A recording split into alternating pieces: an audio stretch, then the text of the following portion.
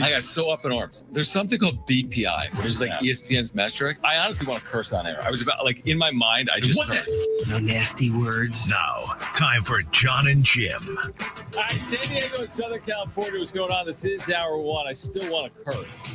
We're going to be with you for the next 4 hours, and we got a really good show lined up for you today. We will preview Lakers Mavs, which is tonight. Luka against his former team, and Alan Sliwa, a friend of the show, will join us at 2:30. Mark Ziegler will stop by at 5. We'll get you ready for the Aztecs. I mean, it's not just a big game for San Diego State. It's one of the biggest games in the country. We'll get into it coming up momentarily. In addition, here today on the show, Darnay Tripp. So we have multiple friends of the show. Alan, Darnay, I would call Mark Ziegler a friend of the show. He's been with us 100 times. Right. So very good show. Darnay Tripp will join us at 4:30. I actually want to start with San Diego State, and here's the reason as to why. If you're listening to us right now, and you know we've seen all the success the Aztecs have had over the years, and they're trying to get back to the NCAA tournament for a 5th consecutive year. This isn't just a big game in the Mountain West. This is a big game here in late February around the country. This is a huge game for both San Diego State and New Mexico. If the Aztecs win tonight, and they'd have to do it without Magoon Guath, we talked to Ryan Battertelli yesterday, they don't stamp their ticket for March Madness, but they're getting closer. If they don't win tonight, they have real work to do over the final couple of weeks of the regular season. So it's at 8 p.m. Our pregame coverage is going to begin at 7. The Aztecs are going to face the top team in the Mountain West, Jim. They've lost just twice in the league in the University of New Mexico. They beat the Aztecs at the Pit, and the Aztecs are going to be without their starting, center in Magoon Guath, who's out for the foreseeable future. But if they can win it, I just think it goes a long way between now and Selection Sunday, which is less than 3 weeks away. So looking at the remaining schedule, you have 4 games remaining for the regular season. All right, I'll break it down. I'll break it down. New Mexico at home. That's tonight. Wyoming on Saturday on the road. UNLV on Tuesday, a week from today. On the road. And then you finish up at home the following next Saturday against Nevada. After the New Mexico game, you don't really have many spots on your schedule. Actually, you don't have any spots on your schedule to really have like an impact win until you get to the Mountain West Conference tournament. And even then, it will take a couple wins before you play a Boise again, or New Mexico, or Utah State again, depending on where you're seated, right? To get another quality win under your belt. So you're saying like you only have so many opportunities to do something impactful from a resume perspective. Maybe tonight's your last chance to do something impactful against New Mexico, 14-2 in the league. And listen, I know a lot of you that are listening right now are going to be there tonight, or you're going to be watching on TV, or you'll be listening to Ted Leitner on the call. If there's ever a night to make Viejas like a vintage Viejas night, and the crowd's been really good. I mean, the Boise State game was terrific. There have been some other games this year. Utah State at home, Gonzaga at home. If there's ever a night you need a 6th man because you're without one of your starting 5 in Magoon Guath, tonight is that night. Like, buildings matter. Crowds matter. San Diego State fans understand this. San Diegans get it. If you watch the Aztecs or the Padres or San Diego FC this past weekend in Los Angeles, crowds matter. The crowd has to matter tonight. Like, you're not just without a guy. Like, Magoon Guath isn't just some guy. He's among the best defensive players in the country. He was playing some of the best basketball for San Diego State over the last 8 or 10 games. So, like, it's a big loss. You cannot understate this loss. Like, it is a huge loss for the Aztecs. Can you overcome it? We're going to find out in 100 hours or whenever this game starts. We'll find out when the game ends in 9 hours. He is not the guy on the team, but he is definitely one of their best glue piece guys. He's a guy that connects everything on the defensive end, because when Miles Bird was when he was on with us last week, he mentioned how, when you're playing defense with Magoon Guath, if you let someone go by you, you have so much faith because Magoon Guath is there to help you out. Now you don't have that piece, and it's just going to make it more difficult for everybody on the defensive end when you don't have that shot blocker and the best shot blockers in the country behind you if you have a little breakdown on defense. And I'm not a Joe Lunardi guy in terms of his bracketology. Oh, we know, John. But there's about 175 bracketologists. He's one of them. And of course, he gets a lot of the acclaim because his stuff is posted to ESPN, and he's like the inventor. So he gets credit for a lot of it. But Joe Lunardi does not have the Aztecs in a safe position. I think he's got them as one of the last 4 buys and a 10 seed, one of the last 4 buys, which means not one of the last 4 in, but one of the last 4 buys. But things can change quickly. And in the Mountain West, like to your point, they're not in the SEC. It's not like they're going to have Kentucky coming to them in a week. They're not going to have Arkansas coming to them in a week. You're right. I mean, and by the way, the games they still have after tonight, they're not exactly walks in the park. They're not guarantees. At Wyoming, like it's at 8,000 feet of elevation. In Vegas, they already beat you. Yeah, you might argue those games are even more important because you can't slip up against Wyoming or Nevada at home. I mean, UNLV, they beat you at home, and that loss is not great on your resume, but still, like the final 3 games of the season after tonight, you can't slip up. You just can't, because then it becomes one of those eyesores on your resume. I think this. I would feel good if someone told me right now San Diego State's going 3-1 down the stretch, including tonight. I would take it. Really? Yeah, I would take it because I think it puts you in a position where you should feel pretty good, not guaranteed, but pretty good, right? Like they're in the tournament according to most bracketologists today. Is 3-1 not going to be enough? Are you going to get passed if you go 3-1, or all types of teams going 4-0 down the stretch, or having all these resume building wins down the stretch? Now, I don't know what game I'd want them to lose in that hypothetical. And I don't think it would be tonight, because if you lose tonight, you got to be perfect in your last 3. Mm-hmm.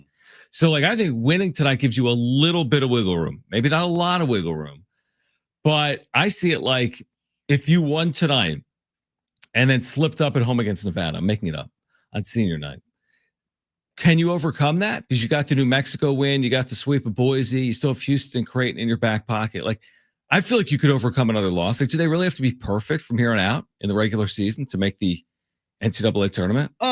Probably not, but I know for everyone's peace of mind, it would be nice if you just, finished off your season at the nice tidy 4-0. That'd be nice. Like just win their final 4 games and then you head into the Mountain West Conference tournament. And I would agree with that if not for Magoon. Like, right? Like, isn't this going to be a pretty tall order? It will be. But also, if I looked on the other side, was Magoon averaging 25 and 10 every game?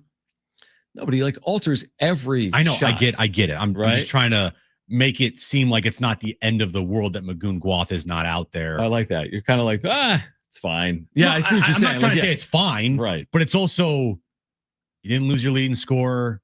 You didn't lose your leading rebounder, leading assist guy. Like, yes, you lost your leading shot blocker, but like, listen to these numbers for a freshman. They're good. They're very good. Especially 8.5 points. Mm-hmm. Okay, you're right. That's not the end all be all. 5.2 rebounds, pretty solid. 0.7 assists. I don't even know where the block numbers are. He's top 10 in the nation. 3 or 4 blocks a game almost. It's like between 2 and 3. He's shooting 51.2% from the floor. He's shooting 37.2% from 3. So, like, this guy has made his mark, and that's on offense. And then defensively, forget about the blocks. To your point on Miles Bird's point, which is like you could just gamble a little more defensively. And you just see it in the opponents. Like, they don't want to shoot when they're matched up with him because they know his, like, wingspan and reach is so significant. He's going to alter their shot, even if he doesn't block it. So, the good news is we had Ryan Battertelli on. He hopefully will be back. Maybe it's a week, maybe it's 2, maybe it's the Mountain West tournament. And if they get to the NCAA tournament, hopefully it's by the NCAA tournament. So hopefully they get him back. The bad news is there's no Willis Reed tonight. Like, he's not walking out of that tunnel, I don't think, with a brace on. Willis Reed's walking out of that tunnel? I don't think Willis Reed or Magoon Guath are walking out of that tunnel in uniform tonight for San Diego State and dropping 20 points and 10 rebounds. Probably not. It would be cool to see. Yeah, but probably not going to happen. It would be cool to see. So, yeah, we have it for you. Pre-game coverage will begin at 7. Tip-off is at 8 p.m. I saw, like, John Rothstein tonight. You know John Rothstein, right? CBS. Yeah. Nobody covers college basketball more than John Rothstein, Ashley. He's like, this is one of the sleeper games in the country tonight. I'm like, no, it's not. It's just one of the best games in the country. Yeah, it happens to be played at 11 o'clock Eastern and 8 p.m. Pacific. But you're not going to get many more impactful games tonight than San Diego State and New Mexico. We'll get into spring training and we'll get into, SDFC. I mean, this is tonight. in our backyard. And San Diego State's accustomed to getting to the NCAA tournament, right? They've made it 4 consecutive years. Do I have that right? 21, 22, 23, 24. They've made it. You know what? They've made it 5 straight because they made it in 2020. Oh, here we go. Screw the pandemic, right? I mean, they were going to go to the tournament. So, like, this would be a 6th consecutive year. We're not supposed to talk about that, John. Where you're stamping your ticket to an NCAA tournament. The Aztecs have never gone to the NCAA tournament more than 6 consecutive years. And that's what they can attempt to do if they get back here in 2025. Yes, they can. And if they do it, I'm telling you right now, and I don't want to put is it the cart before the horse or the horse before the cart? One of those. Right. I don't want to put one of those before the other. It's the cart before the horse. If the horse is in front of the cart, that's the way it's supposed to be. The cart. It makes sense. But if they do get to the NCAA tournament, I will be preaching from some area saying that that's as good of a coaching job as you can do with all the players they lost, with all the injuries they've had to deal with this year. If they make the NCAA tournament this year, give Brian Dutcher a lifetime deal. I think you can, give him a lifetime deal before this. Yeah. I think you could get on top of the iHeart radio building. Oh, that's a good idea. And then just start yelling. No, don't do that. I mean, it's not that tall. No, but still, you would not. It wouldn't be you good. get hurt. Yeah. But I'm sure you could just climb on top of this building and start yelling. Would anyone hear me? I think I have a better chance of reaching people by talking into the microphone than I do by going to the top of the building. Are you sure about that? And preaching from the city. Are you listening? 70470 started with the word team. All right, Alan Sliwa. Does anyone cover the Lakers more extensively than Alan? Let me answer that for you. I don't think anyone. No. He's right there. Alan Sliwa, friend of the show, covered the Lakers for years and years and years, and a San Diego State grad. Will join us coming up at 2:30. Lakers, Mavs tonight. Darnay Tripp, his thoughts on SDFC's opener, state of the Padres this spring training. We'll get into San Diego State as well with Darnay. He'll join us at 4:30. And then Mark Ziegler on tonight, this huge night for the Aztecs. Mark will join us at 5 p.m. On the other side, though, we're not the ones saying this. I didn't say this. I'm not creating a narrative. Listen, the Padres haven't spent this offseason. Is it because of what's coming next offseason? And are they truly linked to what will be one of the biggest free agents in the history of the sport? We'll discuss. On the other side, don't go anywhere. It's Jon and Jim.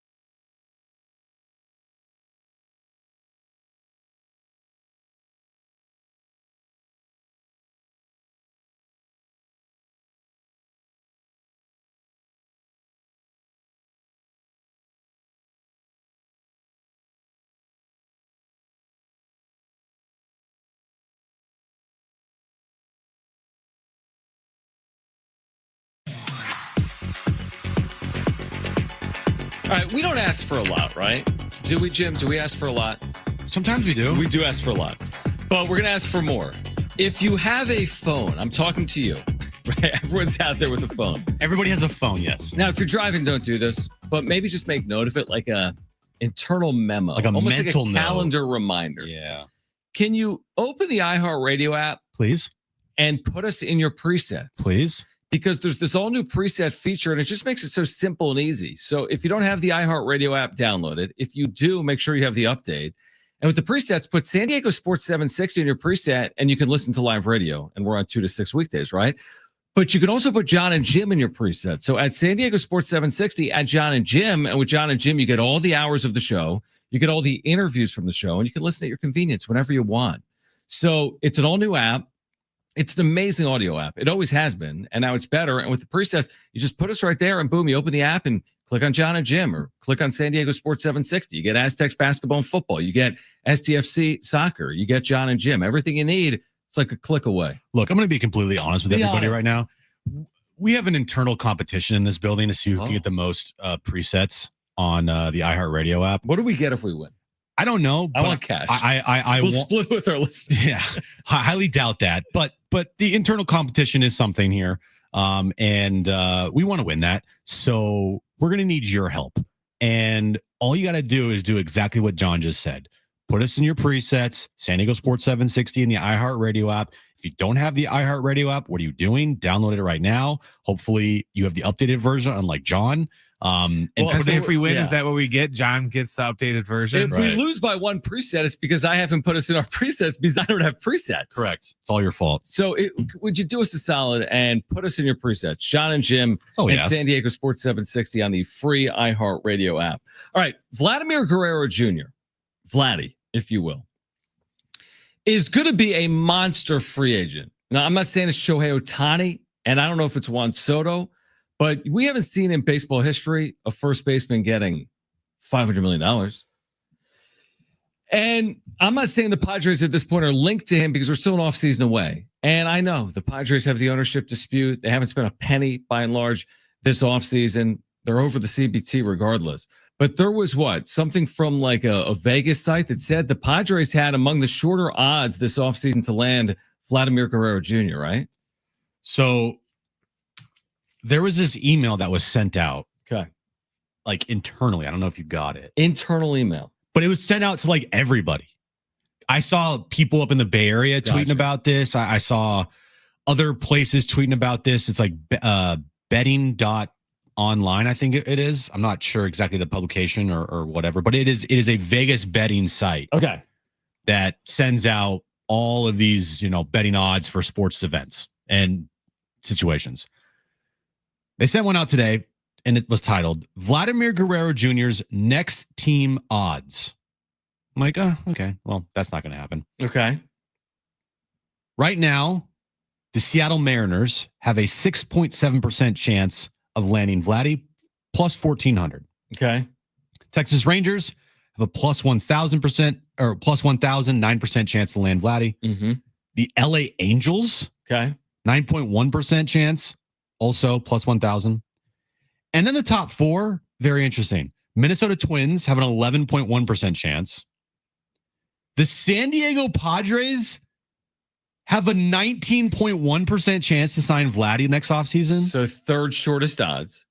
The Chicago Cubs at 20% and the San Francisco Giants at 25%. That is what Vegas right now thinks of where Vladdy will be going to next offseason. Toronto's not on that list? Toronto's not on this list. All right, so here's a player that is 25. Okay, so you're getting someone right in their prime. I mean, entering it, truthfully, who had a 6+ WAR last year. His numbers last year are ridiculous, much better than his career numbers. Yeah. And again, he's done it, in a little bit of obscurity because he's doing it with the Toronto Blue Jays. You're not watching every night. We're not watching every night. And I'm not saying he's coming to San Diego. And I don't even know, honestly, like when you look at the way this offseason has played out, do you feel as if they're saving up for next offseason? I get it. Money's coming off the books, potentially. Dylan Cease, Michael King, Luis Arise, right? There's money coming off the books, would be my guess. And if they re-sign some of those players, amazing. That's great. So maybe there's less money coming off the books. But as the money comes off the books, is that where you're going to put it? Are you going to throw out another $400 million deal? They've done it before. Machado, Tatis, Bogarts got close, right? They've spent some money. It's been a couple of years.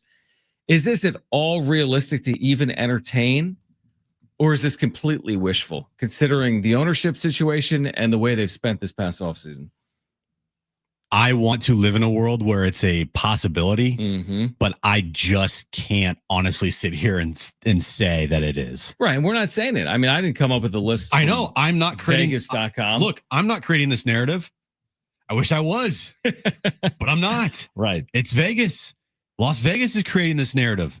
And bet your ass if I see the Padres have almost 20% chance, according to Vegas, to sign Vladdy Guerrero Jr. next offseason, I'm not sure as hell going to run with that. We're going to run with that, especially right now in spring training. Again, and people, I'm the one that said with what money, but they actually do have money next year. Eric Hosmer, money's freed up. Luis Ariz, I mean, I hate to say it, but he might not be here. Dylan Cease, hate to say it, might not be here. Michael King, hate to say it, might not be here. I mean, you add all that up, that's crazy money. And I think a reason why the Padres are on this, I guess, list of odds isn't only because they feel like the Padres could have some money next offseason. It's his relationship with Toddy and Manny are very, very good. Now, do you think those play any role in why the Padres have the third best odds to land Vladdy Guerrero Jr. next offseason according to Vegas? No, I don't. Because I think when you get to that level of free agent, I'm talking about Ohtani Soto, level free agent, all that matters is money. And the union wants it to be that way. You would never, ever you would never tell your client to go somewhere because of something like that. The only thing that's going to matter for the client, and again, you might have places you want to end up. I understand that. He's not going to go somewhere he doesn't want to be. But at the end of the day, are you going somewhere for $450 if you can get $500 somewhere else? Is my question. If you're Vladimir Guerrero Jr. Now, I don't know what he's going to get. Is it a $350 million deal? I think that's light. Is it a $450 million deal? I don't see it. I really don't. Even as the money gets freed up for San Diego, they need to disperse it properly. The last thing that I would think they would be doing, and I say, hey, if he wants to do it, great. Like I'm on board for Vladdy here. But the last thing they should be doing is making their roster even more top heavy and less well-rounded. Now, I think Vladimir Guerrero Jr. helps you win games, but is that going to be their true need if they don't have Michael King and Dylan Cease next year? Is that going to be their true need? No. Without Michael King and Dylan Cease. It sure as hell is the shiniest object of all shiny objects. Right. But, yeah, I would put this in the category of wishful thinking, honestly. And I don't get me wrong, I would love to have Vladdy Guerrero Jr.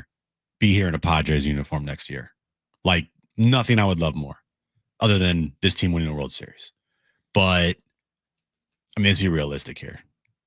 If Vladdy Guerrero Jr. does get to free agency, and it looks like he is because the Blue Jays effed it up, he is going to be looking, and he has another good season like he did this past year. And it wasn't just a good season, it was a great season. The likelihood of him signing for anything less than, I don't know, $500 million, it's not. He is going to be looking for a massive, massive contract, especially after the last two off seasons. You got Shohei making over 700, and even though he deferred all of it, and Juan Soto making damn near over 800. And you also have to ask yourself, even if you had the money, like how much money can you tie up in position players? With Machado, Bogarts, Tatis, let's just say you added Vladdy for 400 or something. I mean, that's absurd, isn't it? To tie up all that money in position players. Yeah, they've tied up some in Darvish, tied up some in Musgrove. I get it. Those are $100 million deals. So they've tied up some in pitching. But, I mean, you'd be $1 billion plus easy in if you somehow lured Vladdy. Again, is it overly realistic? No, but I didn't write the email. Yeah, bookies.com. It's bookies.com. Yeah. All right, bookies.com. Bookies.com has Vladimir Guerrero Jr. right now as the Giants have the best odds at plus 300, Padres third best at plus 425. We'll ask Alan Sliwa. We'll also ask him about the Lakers and the Mavs. Alan's a huge Padres fan. He's an Aztec for life, and the Lakers are squaring off with the Mavs for the first time since the Luka trade. Coming up tonight, Alan Sliwa, Lakers insider, joins us next. Jon and Jim.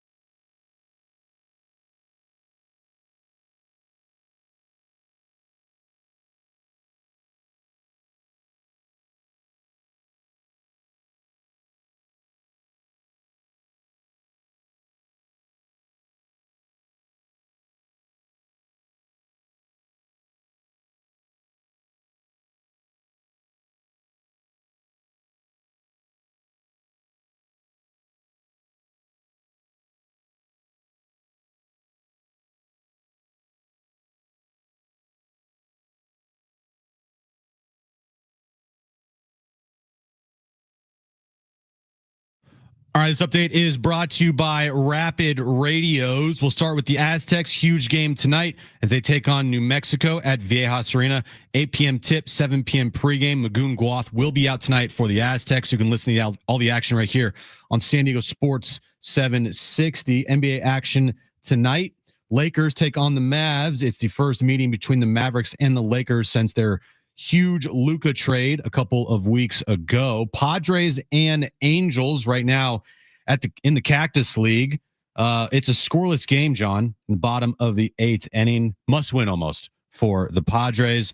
And breaking news in the WNBA, Diana Taurasi announced today her retirement after 20 years. Rapid Radios are instant push-to-talk walkie-talkies, offering national LTE coverage and no subscription ever. Perfect for instant contact with an aging parent for a limited time. Go to rapidradios.com and you'll get an extra 60% off and free UPS shipping. Add code radio and get an extra 5% off.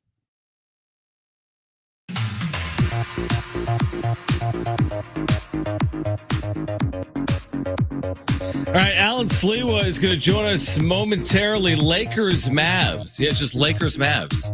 Just that meeting. Yeah, just that one. At Staples tonight, downtown Los Angeles. Luka against his former team. And Alan Sliwa does an amazing job. Alan, you've done an amazing job over the years covering the Lakers. We know you're a Padres fan. We can get into that. You went to San Diego State. We can get into that. I still love the day that this Luka trade occurred, that night. I saw something somewhere about your stream that night. That is incredible content. Have you seen that, Jim? Have you seen? I watched like 20. Oh, you had him on when you were out for the Super Bowl week. Oh yeah, just that Super Bowl. Alan week. was on. And we talked about that.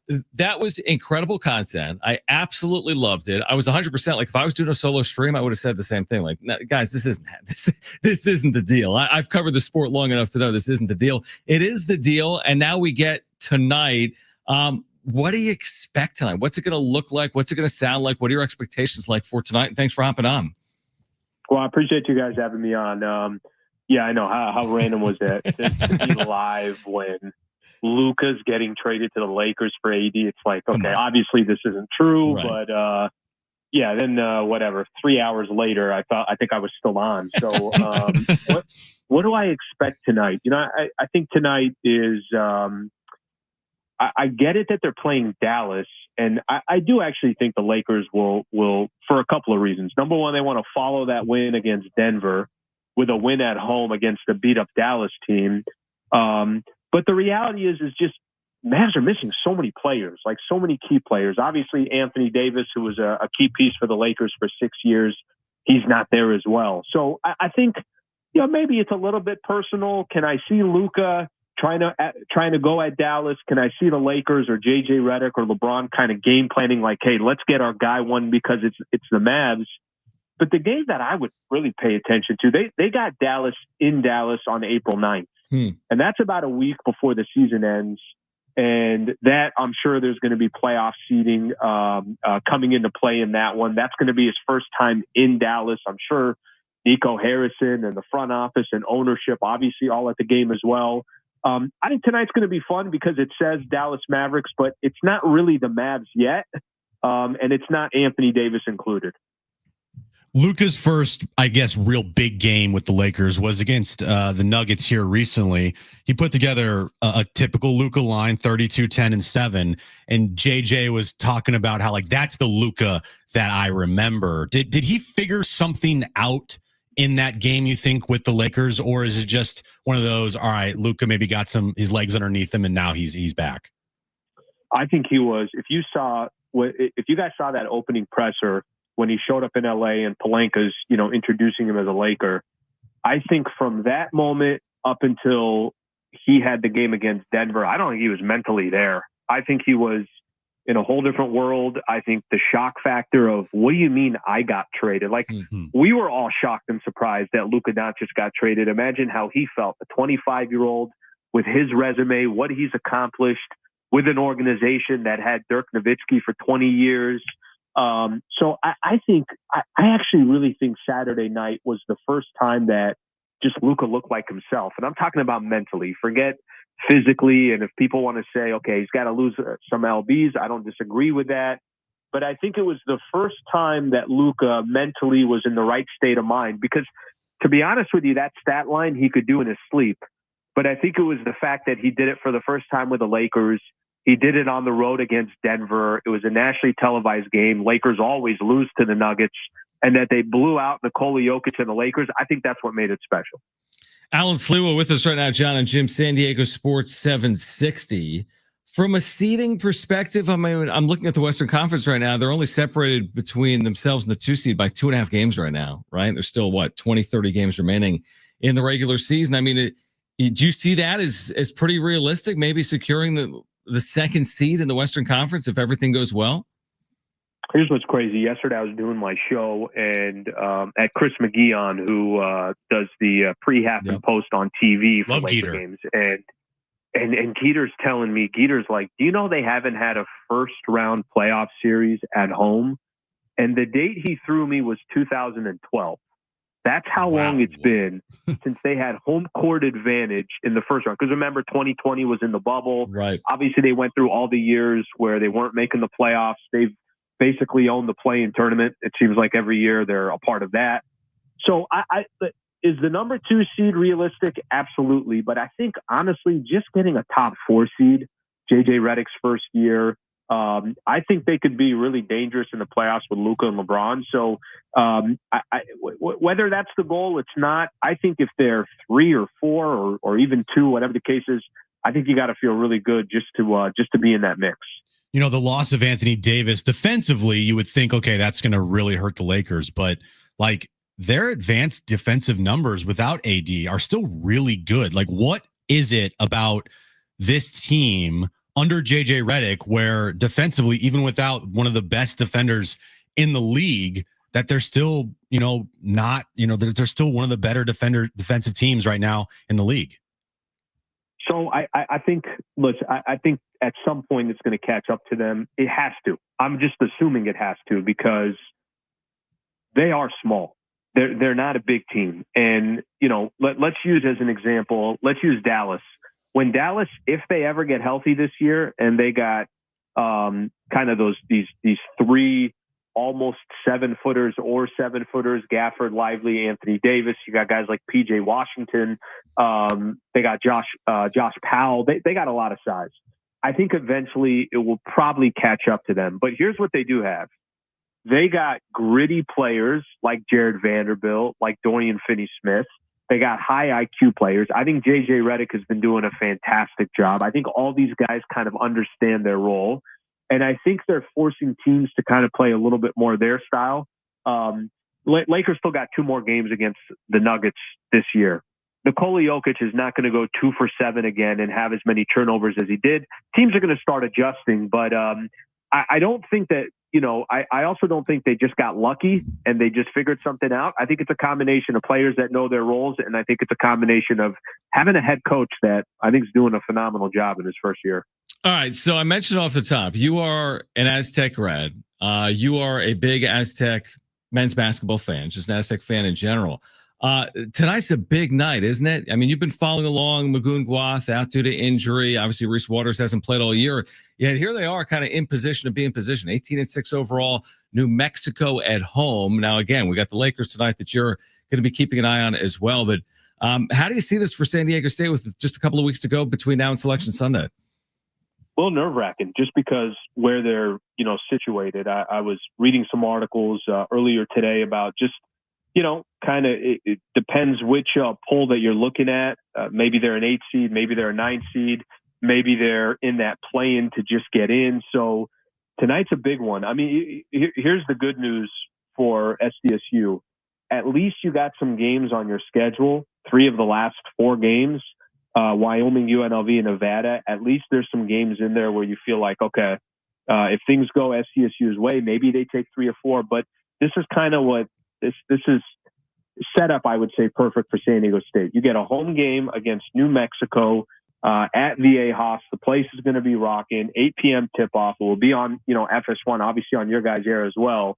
But this is kind of what has made San Diego State so great over the years. I love the way it's teed up for them. I love the way it's set up for them. And then no shock that obviously Dutch has got the troops playing well in a season where I think a lot of people had a lot of question marks coming in. Yeah, no doubt about it. I mean, to be in this spot where they've beaten Houston and Creighton and Boise a couple of times. I mean, again, they're in position, but they're going to have to do it again without one of their better players, at least tonight, in Magoon Guath. So, Alan, always appreciate it. We know it's busy. We're excited for tonight with the Aztecs, like you said, the Lakers and the Mavs as well. And we'll do it again here down the back stretch. But thanks for hopping on. Okay, boys. Thank you, guys. All right, great stuff from Alan Sliwa. We can get into this Lakers game on the other side. Lakers and Mavs as we are in late February. We're not that far away from the start of the NBA postseason. Plus, still ahead, Darnay Tripp, NBC 7 at 4:30. Mark Ziegler on Aztec basketball at 5 p.m. This is Jon and Jim.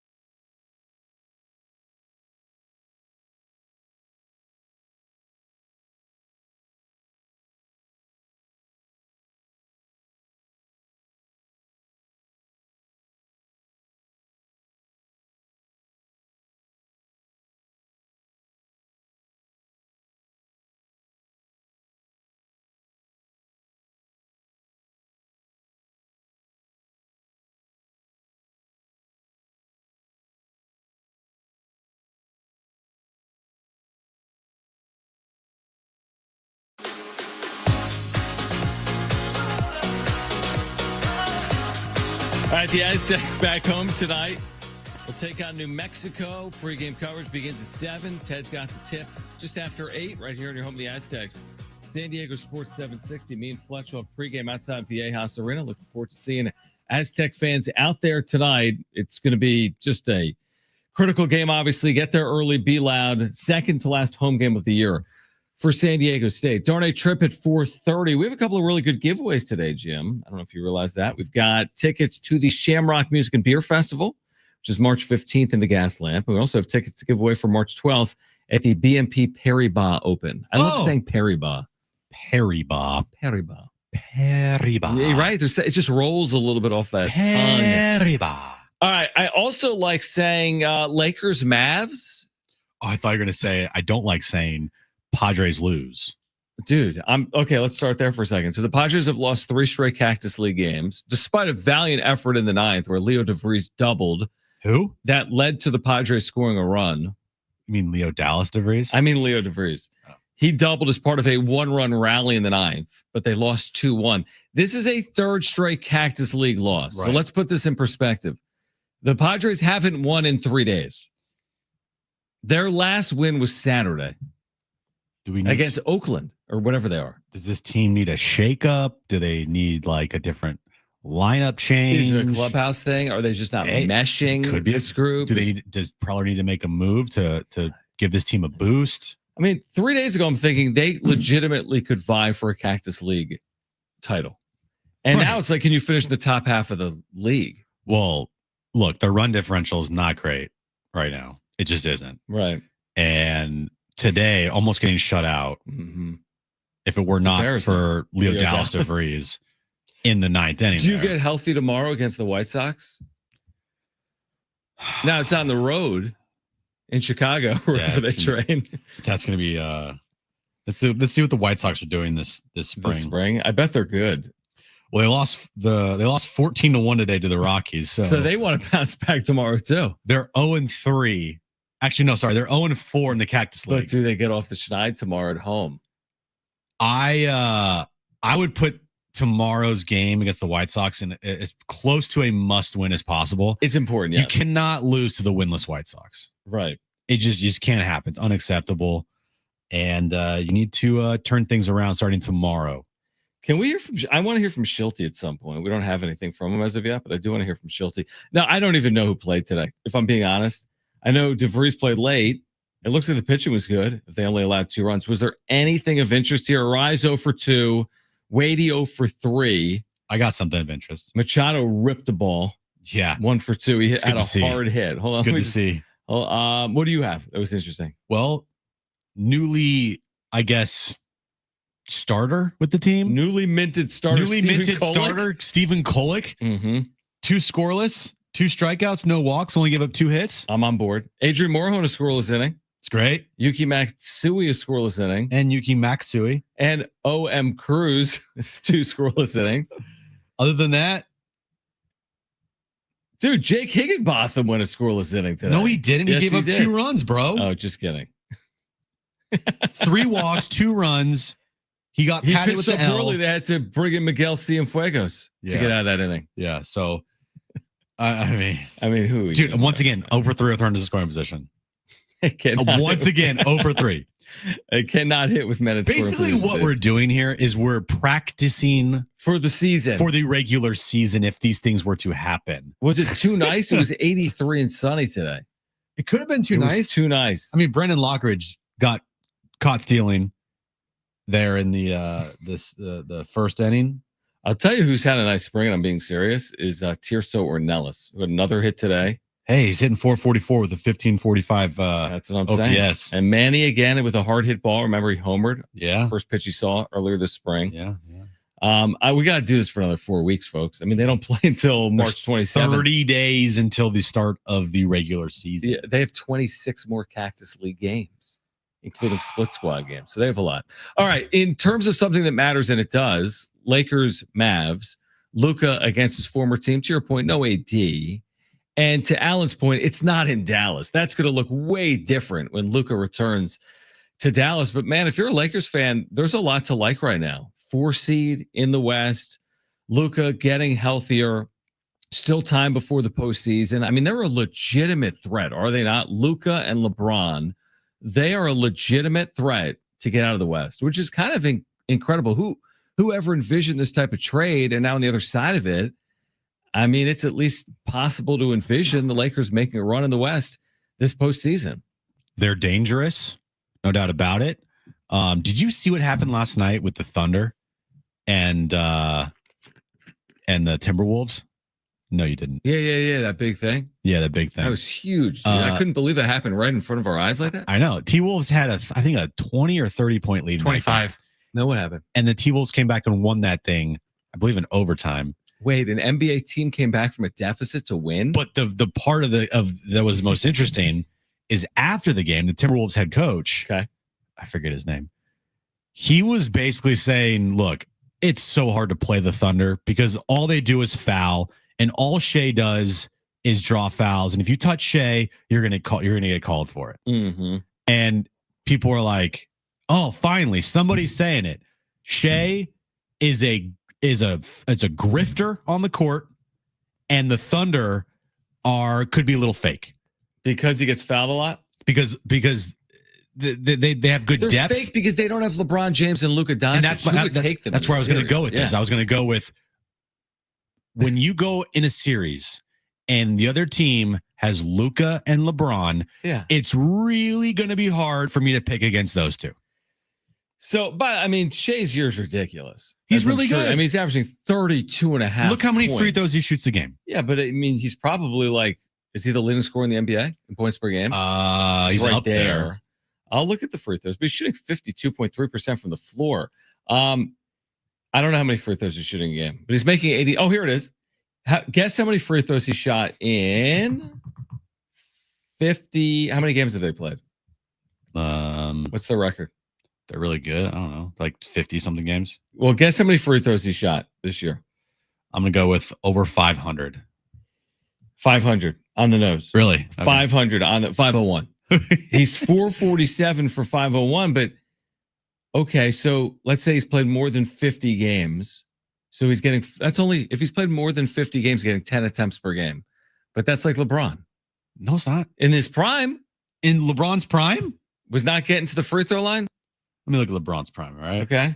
Let's look at LeBron's prime. Yeah, let's do that. There we go. Let's do that. All right, let's go. Here we go. Ready?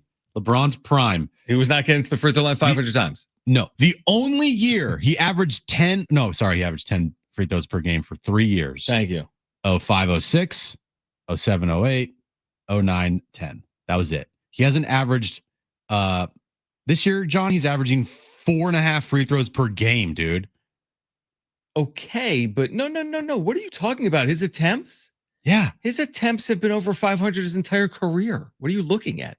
His entire career, he's had more than 500 attempts per season. His entire career. 600, 800, 700, 700, 700, 700. Look at the last 10 years, John. That's what I said. But he is exactly what Shai Gilgeous-Alexander is right now. He had 800 attempts. And LeBron lived in the paint. Shai does not. What are you talking about? There's no way that's accurate. He's getting fouled on jump shots and going to the free throw line 10 times per game. Shai? Yeah. That's what's happening. He's not a driver. He's getting fouled on jump shots. The most free throws that LeBron ever attempted in his career was in 05, 06. He shot 814 free throws. That's a lot. Yeah.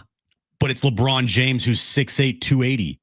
Shai is not 6'8", 280. So are you saying that this is fake?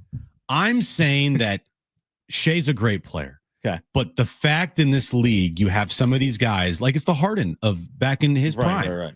that you can't touch him and it's a foul. Okay. That's the part of the game that I just roll my eyes. I hate. Well, I don't think he's going to get the benefit against the Lakers in the postseason. I think if anything, Luka and LeBron will get the benefit. Probably. Because that's just how it works. Luka's the same way. Luka kind of has that in him as well, where he flops and he embellishes and then he goes to the free throw line like 10 to 15 times per game.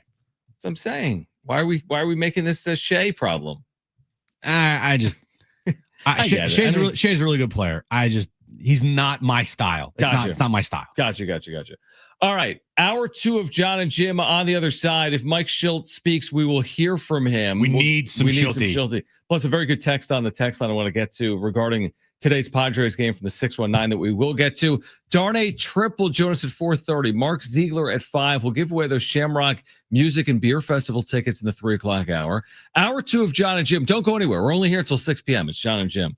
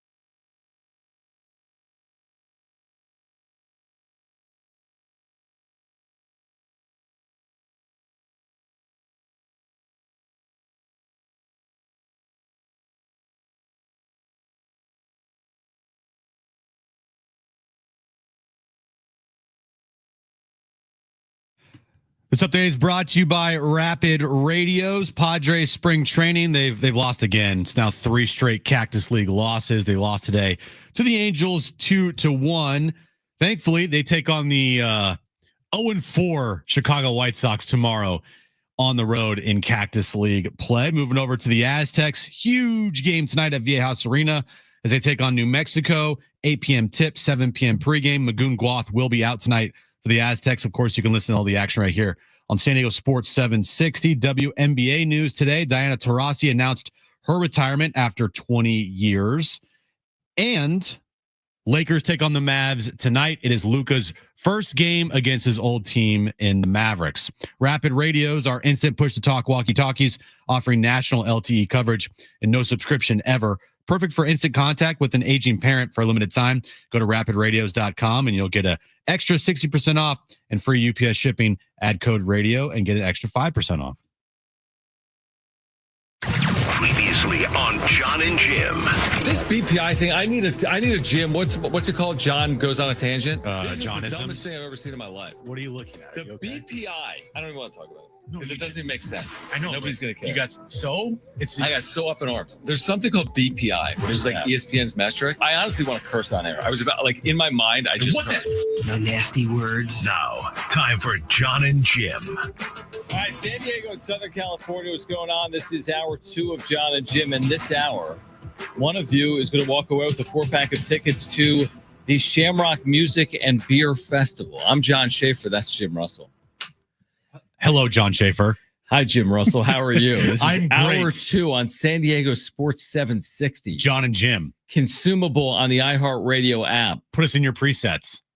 Seriously, do that. Seriously, yeah. Seriously, because we're in like kind of an internal But competition. I am Jim Russell. That is John Schaefer. How are you? That guys? is Brent Sperry. Hey, Brent. How are you, man? All right. So this is hour 2. We do have Darnay Trip at 4:30. We'll talk SDFC, Padres, Aztecs. We have Mark Ziegler, Aztecs beat writer, joining us at 5 p.m. Aztecs basketball tonight at 8. Pre-game coverage at 7. This text came off the text line, Jim. All right. I like it. 70470. Start it with the word team. You can call us, by the way, 877-767-4760. 619. This is a really good point. Nobody is giving Preller enough credit, despite this losing skid. This is exactly why you sign Oscar Gonzalez. Who better to call a players only meeting and get this thing back on track? Another Preller masterclass. I hadn't thought of it that way. I was looking at maybe Tirso Or Nellis. Right. to be calling the team meetings. But hey, look, if Oscar Gonzalez does do that, he's having a good spring. Right. Along with Tirso or Nellis. Right. One of those guys, I'd be perfectly fine with flipping a table. I don't know if we're going to hear from Schill today or not. He might just be so heated after their loss Probably upset. to the Angels. I get it, man. I get it. When you lose 3 in a row, it's not good. But this is good practice, John. It's good practice for Schulte. No, it's good practice for us. Like And you said. us, yeah. Like you said. Because when Mostly the season, us. because the truth is, if this was the regular season They lose 3 in a row. and they lost 3-0 after starting 2-0, I am dead serious when I say Jim would have some hot take. I would be more measured. I'd be like, Jim, who cares? They're 2-3. If like Xander was 1 for Yeah, it was for 20 16 to start the season, Yeah, and like he grounded into a double play in the 8th with men on the corners, 1 out, down 2-1. the team And struck out in the 9th. team's hitting 159 with runners in scoring position. Yeah, I just can't hit. First 5 games, I'm losing my mind. Right. You probably would Probably. say something Maybe. like that. So we need to I again don't get know. ready for that. Maybe not. I'm trying to think. Do you want me to be more measure-headed this season? What's measure headed? or what's measured? measured? I don't want you to be more measure headed. I don't even know what that means. What is the word I'm No, I don't want you to be anyone other than yourself. not That's why not No. measure-headed. Here's the but thing. Here's the thing. more measured. When you try to be someone you're not, What's measure-headed? it's you being an idiot. True. Just be you. That's the Okay. thing. Like nobody is listening to us because they want you to be me More measure-head. or me to be you. They want you to be the typical person that doesn't know where, if Austin is in Massachusetts or in Texas, or if measure-headed is a term or not, or It's not. like if Furman is the school or Fernham is the school, right? They Yeah. want you, and If- you need to be able to deliver you. BOGO means bring your own. You did say that, I didn't you? did say that, yeah. San Diego FC. Level-headed. That's the word. Level-headed, you That's moron. What did I say? Measure-headed? You're such an idiot. This is why it's Oh my important God. to read, It is. communicate, speak, Education. be coherent, Go to school, kids. all these things. If you're going to end up like me. How about this? So I was at ESPN.com and I'm looking at San Diego FC St. Louis City, right? It's a big game on Saturday, John. And SDFC is the favorite in this match at home, plus 110 to win, and there's something like plus 250 to draw, and St. Louis City was something like plus 200 or more to get the win. When we think about some of the really good days in San Diego, opening day at Petco, senior night, Viejas Arena, what we just saw transpire up with the Galaxy and SDFC, that looked like a pretty cool scene. Postseason here in San Diego with the Padres. Of course, that Dodger series this past year. Is this going to rival that? Is this going to surpass that? Is this going to be below that? Is this going to exceed that? Is this going to be measure headed?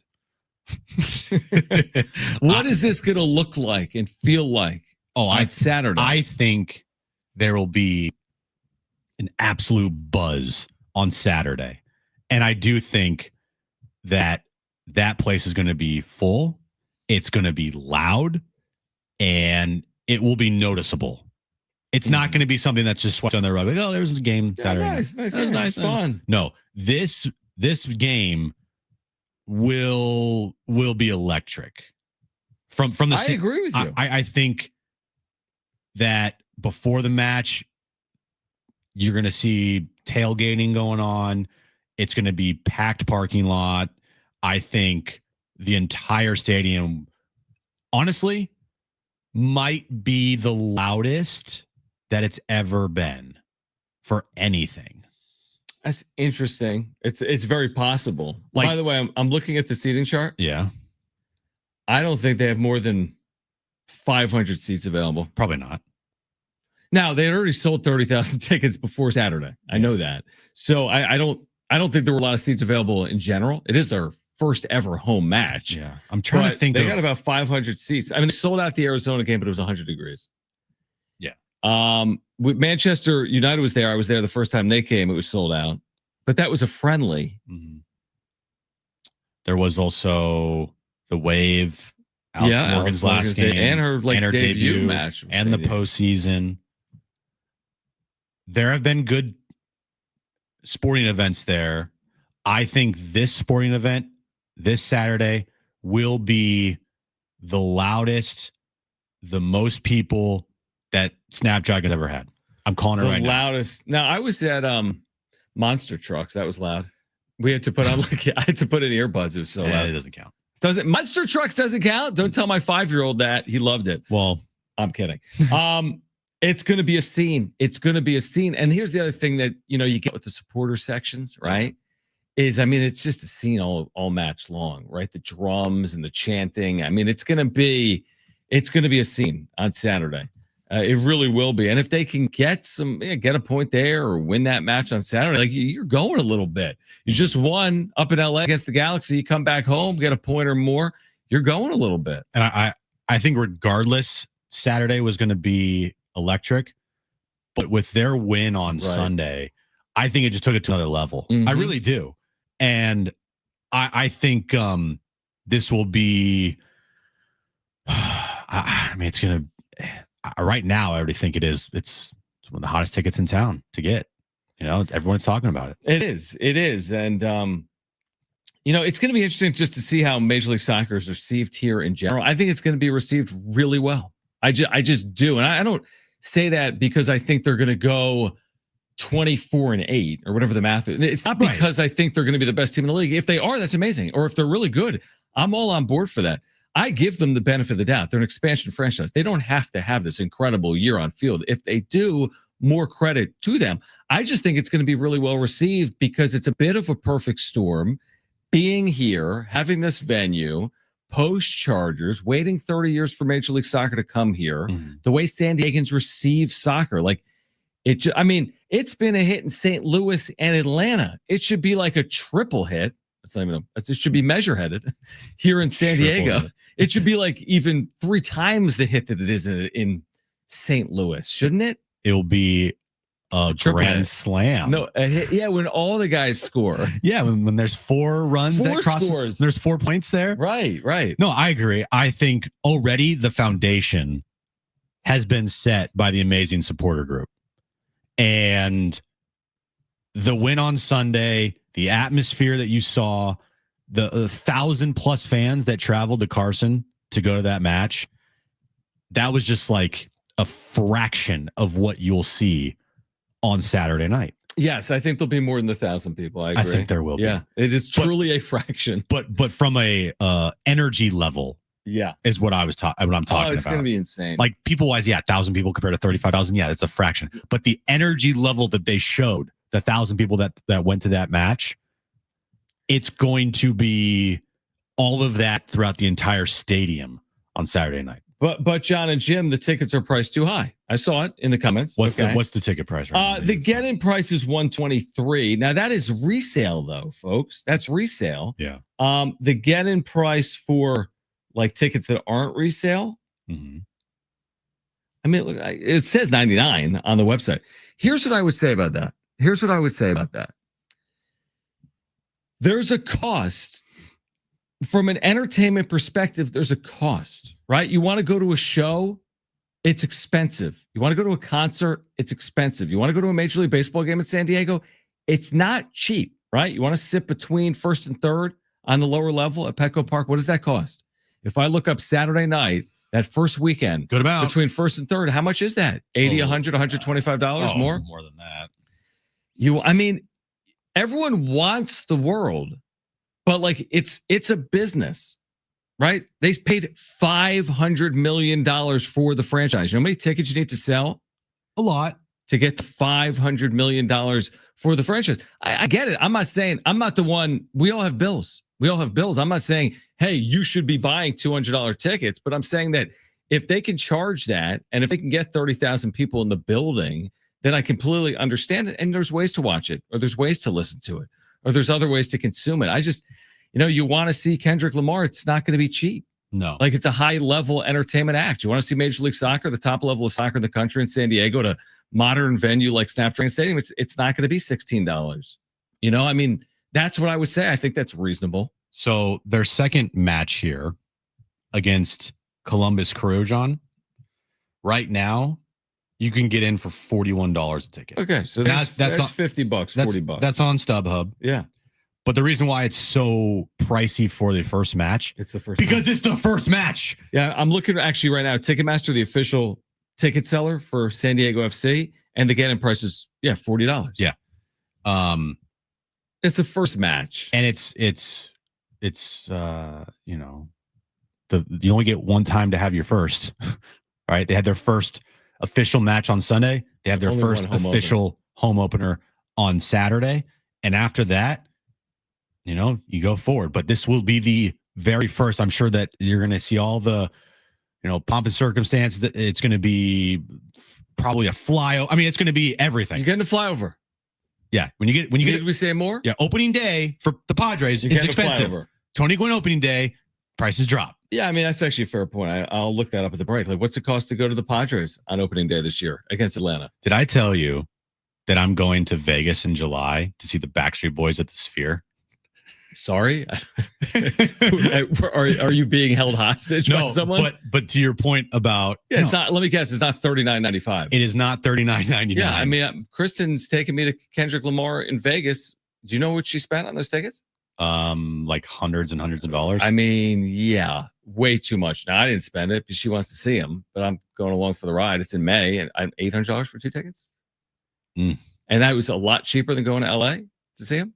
Because that's in the $800 a ticket, right? I know. Maybe we're going to the Sphere, and the Sphere is it's not cheap. Not cheap. All right, we're going to give away the Shamrock Music and Beer Festival tickets on the other side. Darnay Trip at 4:30 and Mark Ziegler at 5 p.m. And Aztec basketball tonight at 8 p.m. with Jon and Jim.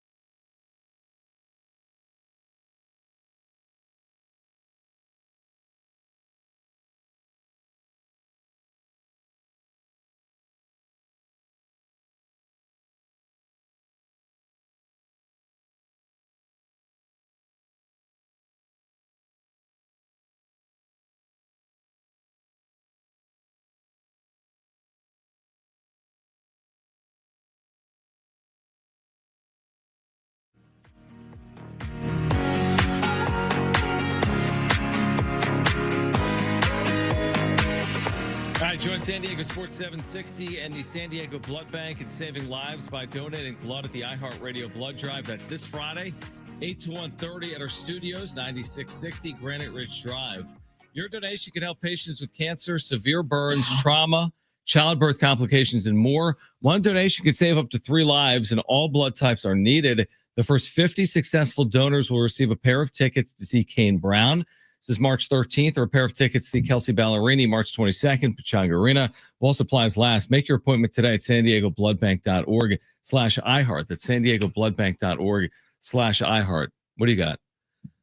Not what? I was going to say that at the break, I looked at Padres opening day because there was, and I understand it. If you say, well, tickets are expensive, fair, right?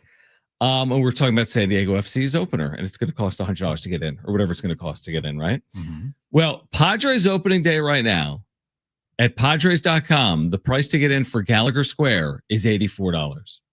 That's Gallagher Square, $84. Yep. Now the price, and there's not a lot of seats between like first and third, lower level. I mean, you're talking hundreds. I'm not 140, and not even 240. I think you're talking $300-$400 to sit lower level, between first and third base, essentially, or behind home plate. So, again, is it going to be like that every day? No. You could go see the Padres and the Rockies on a Tuesday night in June for well under $100.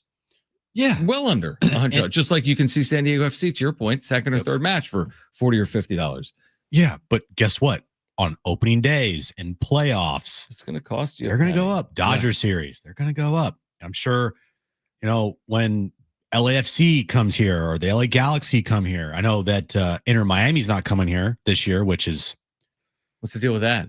Ridiculous in itself. Are they playing there? No, they don't play them. They don't play them the whole year. The whole year, John. Interesting.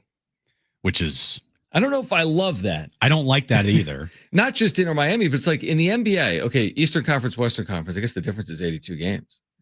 But like, not only do you play everyone goes everywhere. Lakers are going to Philly. Mm-hmm. Philly's going to LA. Yeah. So, and I'm not saying, okay, you play 34 matches. Maybe you can't have a team come to you, but wouldn't you go to them? You're not going to them. You could go then years without seeing another team in the league.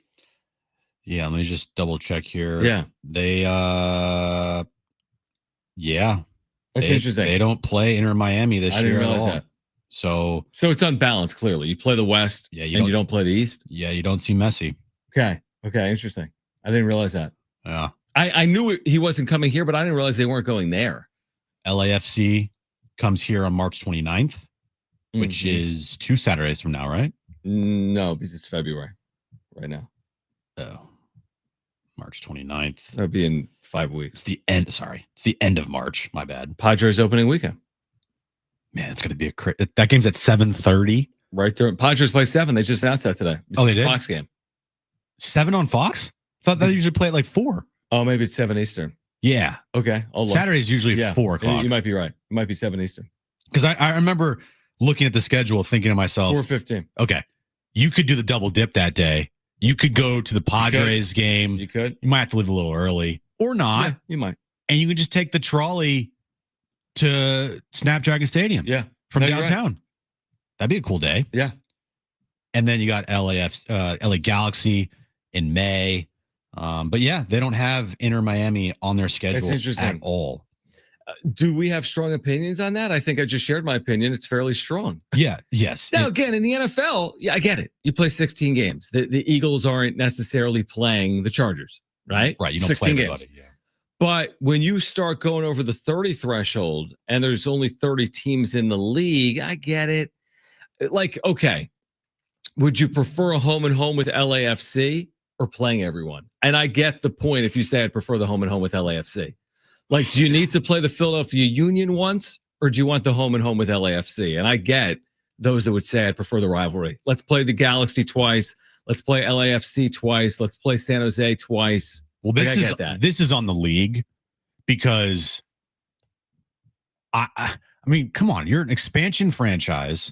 You want to get as many eyes as you possibly can on your newest team and to not have them play the number one soccer player in the entire world. Hell, maybe the number one just like athlete in the In world. terms of popularity, Yeah, popularity goes, and Messi. What are we doing? So you're saying that's a miss for them Huge miss. to not even play. Huge miss. And I mean, it's not like SDFC makes their schedule.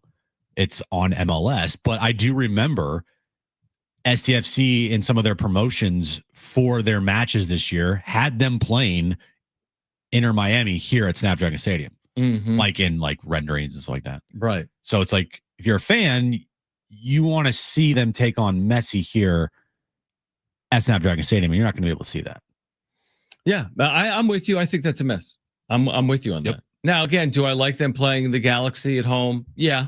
Do I like them playing LAFC at home? I do. Do I like them playing San Jose? Yeah, I think all of that makes sense. And I guess some of it would be at the expense of that. But then again, I prefer to see Messi.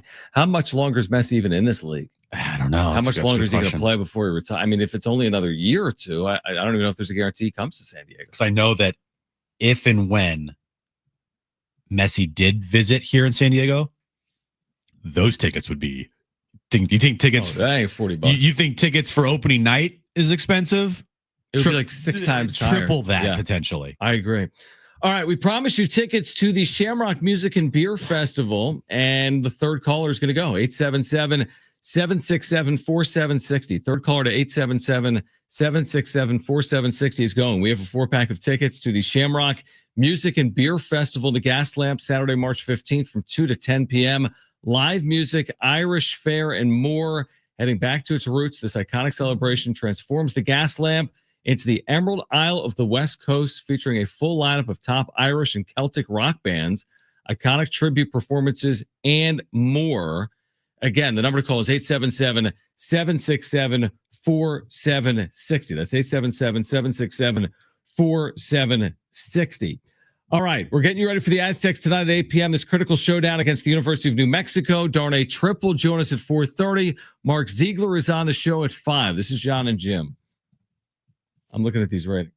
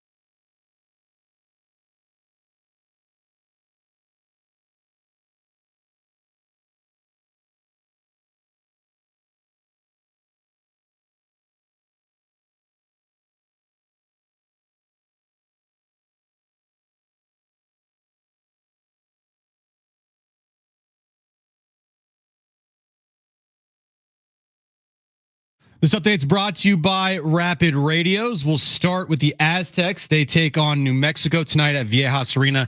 8 p.m. tip, 7 p.m. pregame. Magoon Guath, he is out tonight for the Aztecs. You can listen to all the action right here on San Diego Sports 760. Padres in Peoria.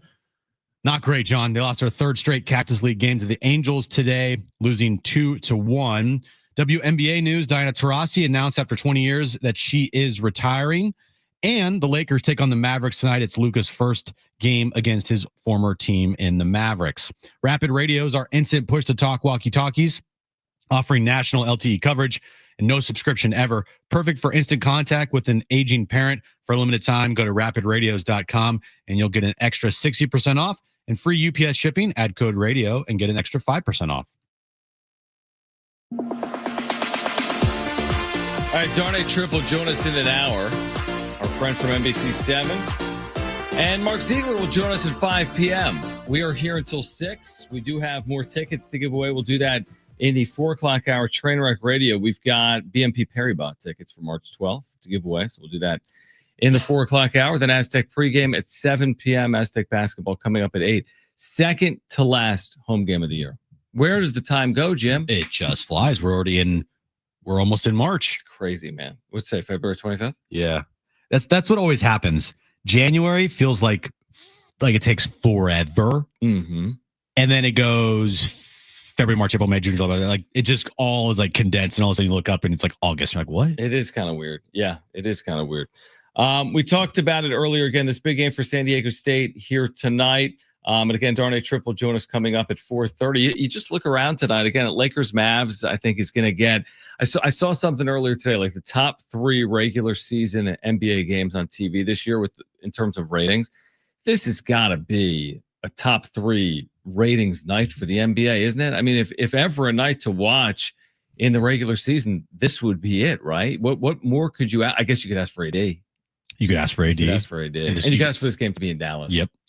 They'll really, that might be the number 1 regular season rated game of the year. The game in Dallas. Well, the first game of the doubleheader on TNT probably doesn't really do it for many people. What is it? Magic Cavs. Cavs are good. Cavs are great. Yeah. Magic aren't bad either. It goes back to my theory, like, Gotta have a lead in. like who stops their day as an average basketball fan to watch the Cavs? It's good. Or Oklahoma City, to your point. Right. If you are just a regular NBA fan, you're probably not stopping what you're doing to turn on a Thunder game or a Cavs game. I think that's changing though, because they're 47-10. They're not going to have like the best record in the league and then just be like, oh yeah, they suck. I'm not going to watch a Cavs game because they suck. Well, they got the best record in the East. They don't suck. You're just not watching. It's not them. that they suck. It's about having something to grab onto. You're right. It's not. They're not bad. Yeah, of course, no, they're really good. I never said they suck. But it's like, is it tangible? But it's almost like that's how you're presenting TVs? it. Like, oh, well, who's going to tune into a Cavs game regardless of what their record is? That's kind of how it is, though. Like, how about this? If the Cavs are 47-10, but the Lakers are 20-37, they're not. But just hear me out. They're 20-37, but they have Luka and LeBron. Yeah. What brings more eyeballs? The 47-10 Cavs or the 20-37 Lakers? It's probably the Lakers. I'll bet you that depending on the matchup in the postseason for the Cavs, are the Cavs in the first in the East? I think they are. It must be at 47-10. All right, so they would. They're 6 games ahead of the Celtics. Amazing. All right, so say they take on. Yeah, who's the 7-8? Say they take on Atlanta. Yeah. Those games, or at least one of those games, was going on NBA TV. Yeah, it's just what it is. I know. You know, and that's speaks to not that they're a bad team; they're a great team. Yeah, they just don't draw anybody to watch them unless you're a Cavs fan. I'm sorry. Yeah, when they had LeBron, completely different experience from the day he was drafted to him returning. Yeah, it was different, and it did have, of course, a very wide appeal. Like if in the West, the Thunder take on, say, the Sacramento Kings in the first round. NBA TV. Mm-hmm. If the Thunder take on the Warriors in the first round. Put that thing on ABC. Right. And the Warriors would be an 8 seed. Right. It's just like, you can grab onto like Steph Curry. Yeah, everyone knows about Steph, right? Like there's widespread appeal. LeBron, love, hate, polarizing. Yeah. But widespread appeal. Cleveland, yeah, again, with LeBron, different story. But they don't have him anymore. Now, Cleveland against LA, I think that's great. That's a great story. Yeah. That's a great story. But you need star Takes power. two, yeah. And the NBA has always been a star-driven league. And if like remember the year that Atlanta Hawks had like 4 All-Stars, but it was like Kyle Korver or whatever. They're like the number 1 seed in the Eastern Conference. And it was just like, huh? Or what about San Antonio's dominance? They spent a decade with 5 rings, right? In the 2000s, they win 5. They won 5 rings total. 5 out of 9 years, something like that. 5 out of 8. Again, was it really resonating? I don't know, right? The NBA would definitely have preferred maybe a more flashier star, or star. Yeah. That's what the NBA is. The NBA is a star-driven league, and it's built on stars. And if you don't have stars, it's just Where I think baseball is more actually built on markets. Stars help. Don't get me wrong. When the Dodgers are in the World Series, and they have Shohei Ohtani. That's definitely beneficial. But I just think LA inherently, New York inherently, props it up more in Major League Baseball. Like if the Padres had Mookie Betts, would Major League Baseball prefer the Padres in the World Series with Mookie Betts, or the Dodgers in the World Series without Betts? And they'd probably prefer the Dodgers in the World Series without Betts, because I feel like markets in baseball matter. Where I'm with you in the NBA, like players matter in the NBA. You can see their faces. There's no helmets. You know what I mean? Like it's very personable. Yeah. Everyone knows who Steph Curry is the second they turn their TV on. I don't necessarily know the quarterback of the Atlanta Falcons when I turn my TV on. Who's the quarterback of the Atlanta Falcons? Kirk Cousins. Yeah. Exactly. Actually, it's Michael Penix now. All right. But I mean, it's a different relationship, I would say. Like until you get to the Mahomes and Brady type level, I just feel like there's something different. NBA 5-on-5. Everyone knows these faces. Everyone knows Draymond Green. Do you know the top receiver for the Falcons? Maybe, but maybe not. But in the NBA, if I were to ask someone in the NBA offices, give them truth serum. All right. And with the same team every year. Who, like, you have to pick one of these teams to make the postseason. I don't care about their record. I don't care how good they are, but just based on their roster. Okay. All right. Who would you want in the postseason for ratings and for eyes and everything? The Phoenix Suns with KD and Devin Booker, or the Thunder? That's a good one. Like, I think a lot of people would choose the Suns. I don't think it would be a unanimous vote. No, of course not. Because Shea is a great player. Yep. KD's a Hall of Famer. Right. Yeah, we've had these arguments for years. You're right. Yeah. I mean, and people complained about us seeing the Cavs and the Warriors, but they kept coming to their TVs about it. But they had how many Hall of Famers on both teams? I know, and people complained. I'm saying like, oh, I want fresh blood, but do you? Do you really want fresh blood? Do you really want the Orlando Magic? I'm making it up. Yeah. You really want Oklahoma City? And maybe people do. I thought the Oklahoma City story 15 years ago was awesome. The young Thunder that made the finals with KD and Harden and Westbrook. That was a pretty cool story. Yeah. Young stars. But today's Oklahoma City Thunder doesn't have KD on it. Shea Gilgeous-Alexander, but it doesn't have like those 3 young stars that are like tangible and you can grab onto. Yeah, it's just weird. Like in the Western Conference Finals last year, it was the Nuggets against the Timberwolves. Right. The Timberwolves, that's right. Yeah, because the Timberwolves, they made the finals last year, right? Yeah, but just like that old No, they didn't. Thunder team, this is the stars of the future. Yeah, in 5 years, LeBron and Steph and they're going to be gone. Do you think and they're going to have to lean the on Mavs these were in guys? the finals last year? Yes. Oh, that's right. Yeah. Yeah. It was the big Luka. That was the it wasn't the Western Conference finals. It was a semifinals. Yep. Do you think anything has to do with the fact that guys like Shea and Jokic, they're foreign players? Shea's from Canada? Yeah. It's not foreign to me. I mean, he played at Kentucky is what I mean by that. But at that point, I don't know. Luka's very and I don't know. The game has been, I'm not going to say dominated by foreign players, but it's been a huge part of the game for a long time. 20 years. We've seen the world Hall of is Fame coming. Caliber Dirks and Luka's, Jokic, who's a multiple-time MVP, Giannis MVP. So it's not like a brand new occurrence. No. So I don't know what the impact it has. I think it's a fair question to ask. I always thought it impacted the draft. Like, oh, Luca. I'm like, I don't know who this is. Right. Now, once you see him, you then learn who he is. It's interesting. I think markets matter too in the NBA. They love there's something about star power in markets in the NBA. It seems like they just resonate. Dude, it's all about stars in the NBA. All about stars. And markets. I mean, I think if Steph Curry's story was only told through the lens of Orlando, it might be different. Now, if Orlando had 3 rings or 4 rings, maybe not. Maybe not. Yeah, Steph did take a Warriors franchise that done nothing. Was evaluated at, I think, like $800 million when he got there. But not just that, they weren't winners. And now they weren't winners either. Yeah. Now that franchise is evaluated at almost $10 billion. I love how you say evaluated. That's not the word. It's valued. It's their valuation, not evaluation. They're valued. And also, they move venues, which is a big part. And cities. Their new venue is, is for sure the house that Steph built. Yeah, exactly. But what are they valued at? Almost $10 billion. How is that possible? They're more than the Lakers. How is that? I think they're a top 5 franchise in like all of sports. Yeah, we saw that from Forbes. Yeah, this offseason, which is wild. That is unbelievable. All right, still to come here. We're giving away a pair of tickets to the BNP Paribas Open on March 12th. We have Darnay Tripp joining us at 4:30 from NBC7. Mark Ziegler is on the show to preview the Aztecs without Magoon Guath here tonight. That's the expectation. He will join us at 5 p.m. Don't go anywhere. It's Jon and Jim.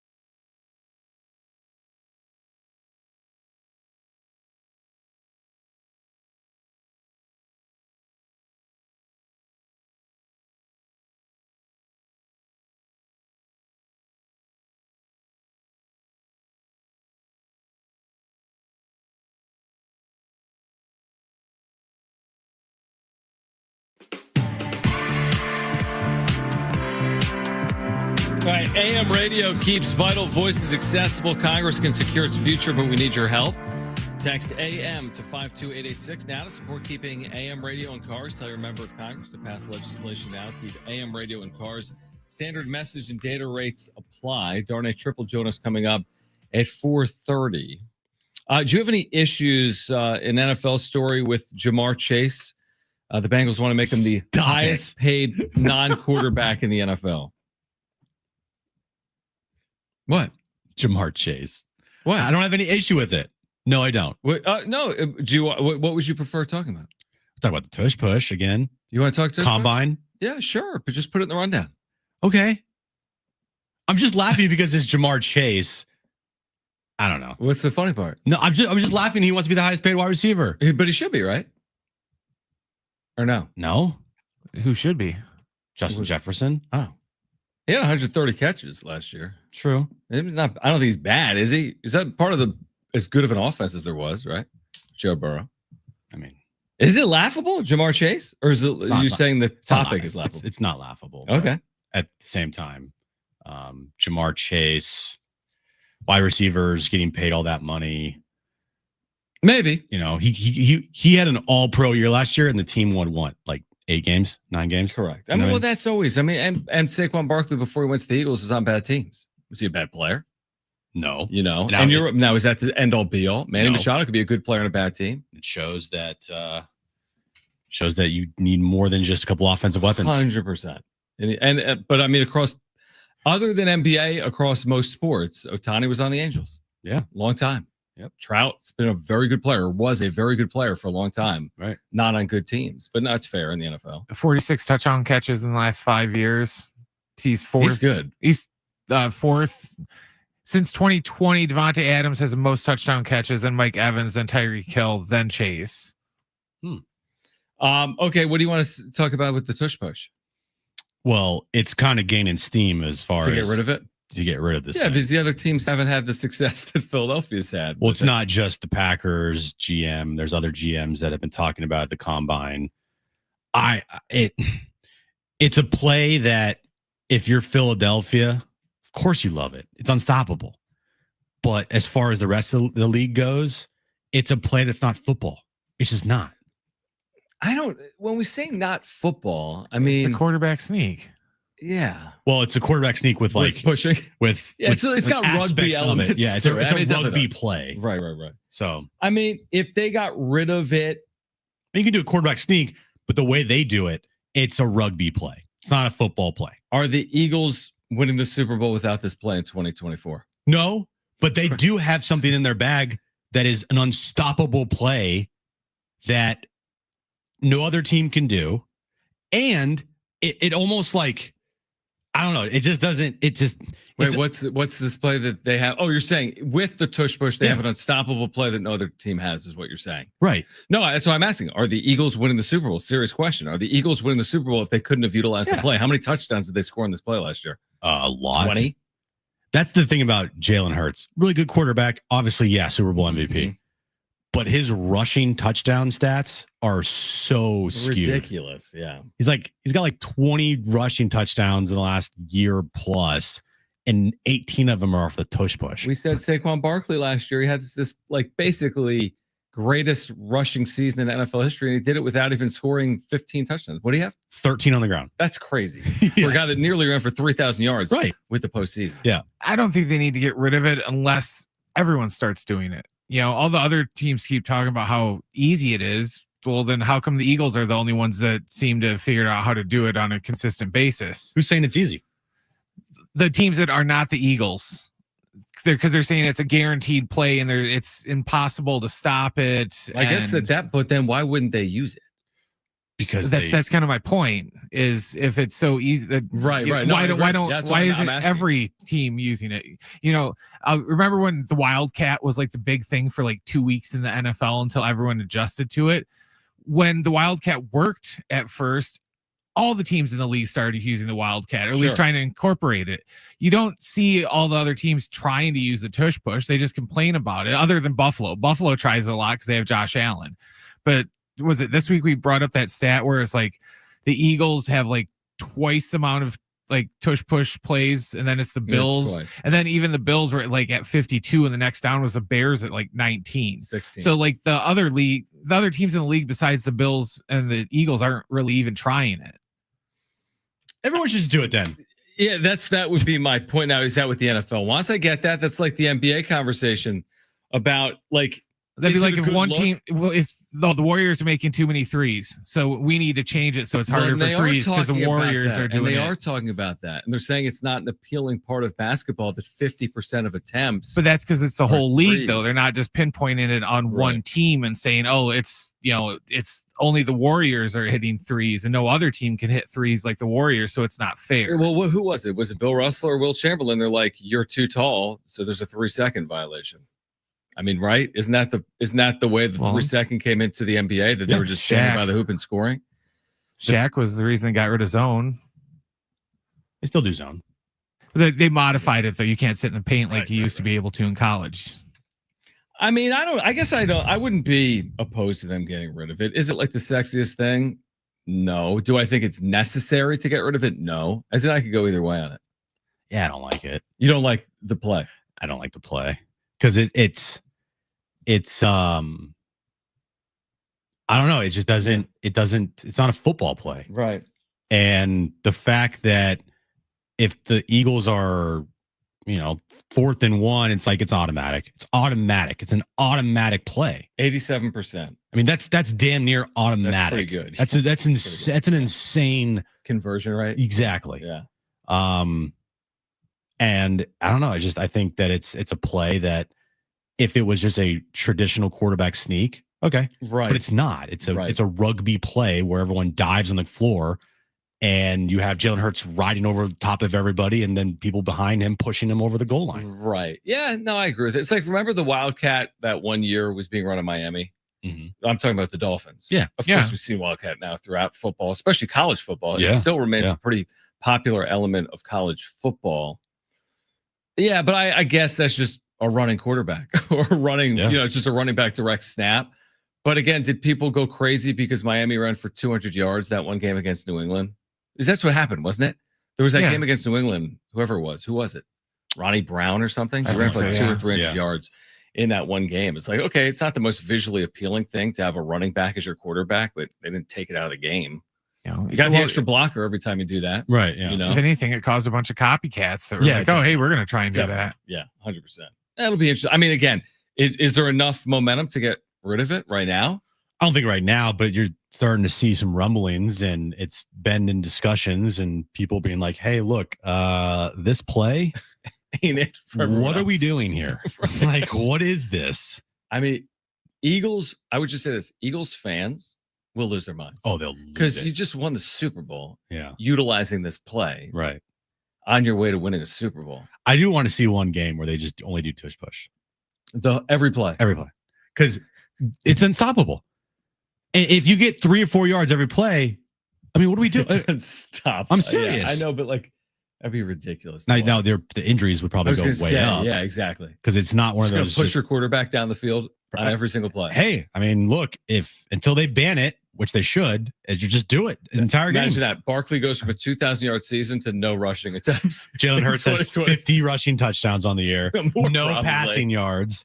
Yeah, and they win another Super Bowl. Their averaged, time of possession is like it's like 40 minutes. It'd be like higher. You're right. I know. It's crazy. From the text line, Jim, would you love the tush push if the 49ers were good at it? Again, that's always the argument. Yeah, if it's your team. Look, I'd be of course. The fan in me, won the Super Bowl. The fan in me, yeah, of course. But like from an objective person watching, I would still think the play is stupid. Darnay trip at NBC7 in the wrap coming up on the other side. How many combined points tonight for Luke and LeBron in LA against the Mavs? Darnay at 4:30, Mark Ziegler at 5. A chance to win tickets to the BNP Paribas Open in the 4 o'clock hour as well. Hour 3 of Jon and Jim is coming up next.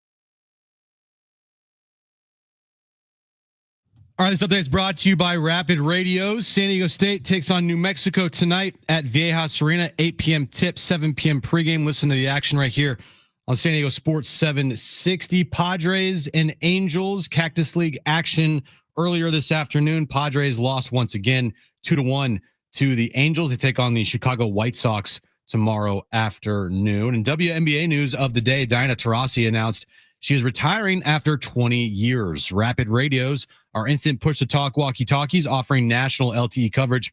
No subscription ever. Perfect for instant contact with an aging parent. For a limited time, go to rapidradios.com and you'll get an extra 60% off and free UPS shipping. Add code radio and get an extra 5% off.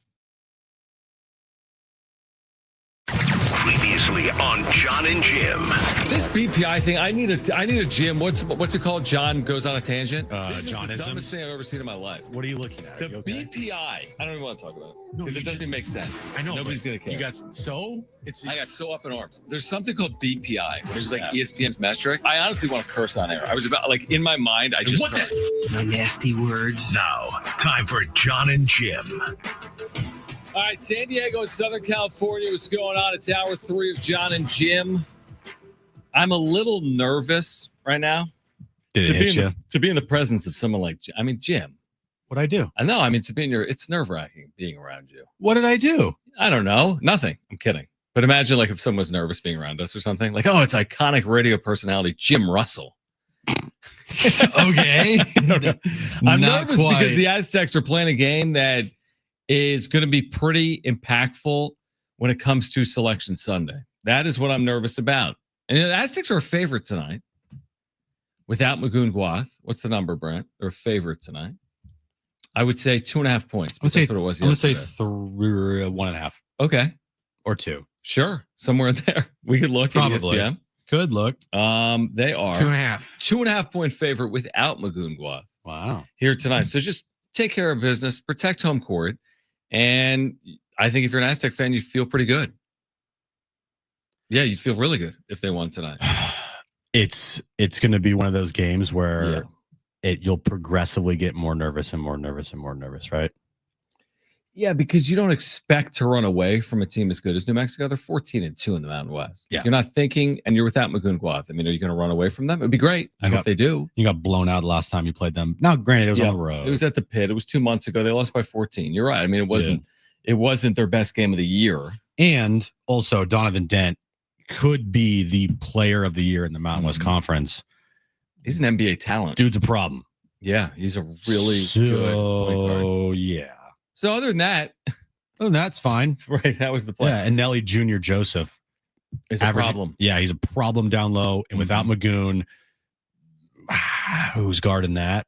That's why the crowd, be loud tonight. Just make a difference. Dude's 6'10", 245. Now, Magoon's not huge. That built yet. He's not that thick. But still, the length of Magoon would have hopefully caused some type of problem. Yeah. Oh, yeah. Not having Magoon Guath is a significant loss, at least in the short term for the Aztecs. All right, Darnay Triple, join us at 4:30. We're going to give away these BMP Paribas tickets later this hour, but right now, let's get to this. It's time for The Wrap, presented by Sombrero Mexican Food. Check out their website at sombreromex.com. How many combined points will LeBron and Luka combine for tonight? I'm going to go with over under 62.5. I'll go the over. Is that the over under? I don't know. That just made that in my head. 62.5, so 30 each, essentially. Or someone has someone goes for 40 and someone goes for 20. I like that number. I think you're probably pretty close to it. I'll take the over. Okay. Yeah, you took the over, didn't you? I took the over. So I agree. I think 63 plus. Is it going to be a night where they have a piece of paper with the number 100 on it? Probably Both of them are holding a part of the paper because they combine for 100 would be a lot. But 63 plus, yeah, I think that's. I'll go with over 62.5. Next question. Is tonight a must-win game for the Aztecs? Yeah, it's up there. It's probably. It's not like a season-ending game. If they're facing Air Force, it's a must-win. Mm-hmm. But if you lose to New Mexico, you still can make the tournament. Mm-hmm. I think it's one of those games where it's a much-needed win. It's something that would be good for your resume. And you've already lost 3 games at home this year. And you haven't beaten Utah State. You haven't beaten New Mexico, 2 top teams in your conference. I would say, yeah, pretty close. Yeah, I agree with the pretty close. Again, you're not eliminated from anything tonight with a loss. So let's be clear there. They would not eliminate themselves with a loss. They're just going to get closer to that potential cut line, and they would have work to do over the final 3 regular season games and the Mountain West tournament. So I'm with you. Like, it would be a much needed win if they get it tonight. Next question. Who wins tonight's Lakers-Mavericks game? I think the Lakers win this game. I think the Mavericks are reeling right now. They have so many injuries. They just got blown out against the Warriors a couple days ago. Unless Kyrie goes off for 40 and Clay gives 25, I don't see the Mavericks winning tonight. Frankly, I don't see the Mavericks competing tonight. I guess the question for me then, because your points are valid, the questions for me then is, what's the number? They're favored by 9.5. Do the Lakers cover? And I'll say yes. So Lakers are can they blow out Dallas tonight at home? Dallas is plus 300 to win. 3-1 to win tonight. Is that good? No, it's not. Yeah, it's bad. I'll take the Lakers to cover 9.5 tonight. Okay. On TNT, True TV, and Max. Next question. Would you like to see more Major League Baseball games on Apple TV? Dude, Apple TV the quality is so good. And we say that all the time when we watch it for baseball. Yeah, Friday night games. The only thing that just is a bummer is like the fact that it's on Apple TV. I would love if the quality was more accessible.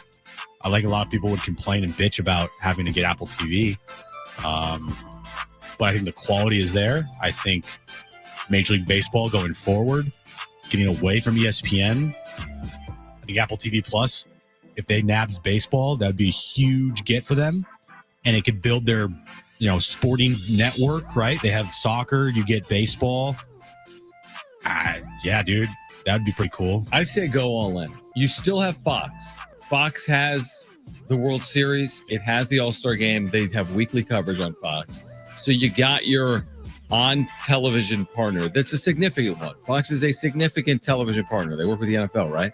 So you're good. I'm not saying put every game for Major League Baseball on a streamer. That might be a little aggressive. The average age of a fan is not young when it comes to Major League Baseball.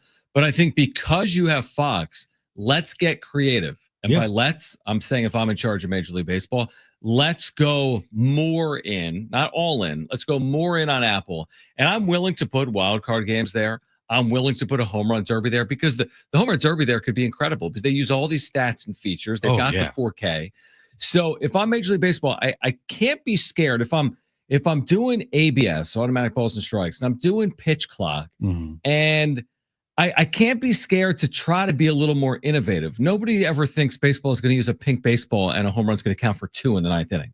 They're not going to get ridiculous because it's baseball, but Apple TV's been a good partner for you for a couple of years. It's time to lean in. It's time to be a little more creative.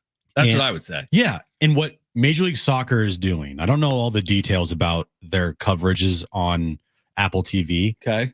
But all of the matches and all the teams are on Apple TV. Everything is there. They have I think this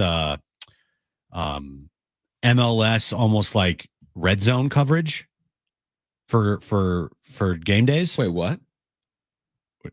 They have. You can just watch them all at once? Well, they have like a red zone-ish type of show. What? That's pure genius. Where they have somebody hosting and they go around to all of the. The reason I like that is that, okay, if there's 15 matches, I'm making it up, but maybe that's high. Well, there's 13 matches, and let's say 5 are going on at one time and 5 in another, whatever, right? Like the NFL, like you have the early and the late because you have West and East. So we got 8 matches going on at one time. Yeah, okay, you're not going to have, it's not the NFL where you're going to have 10 touchdowns scored in a game. You're not going to have 10 goals scored in a game. No. But if I had 8 matches going on at one time, there's going to be a lot going on. Yep.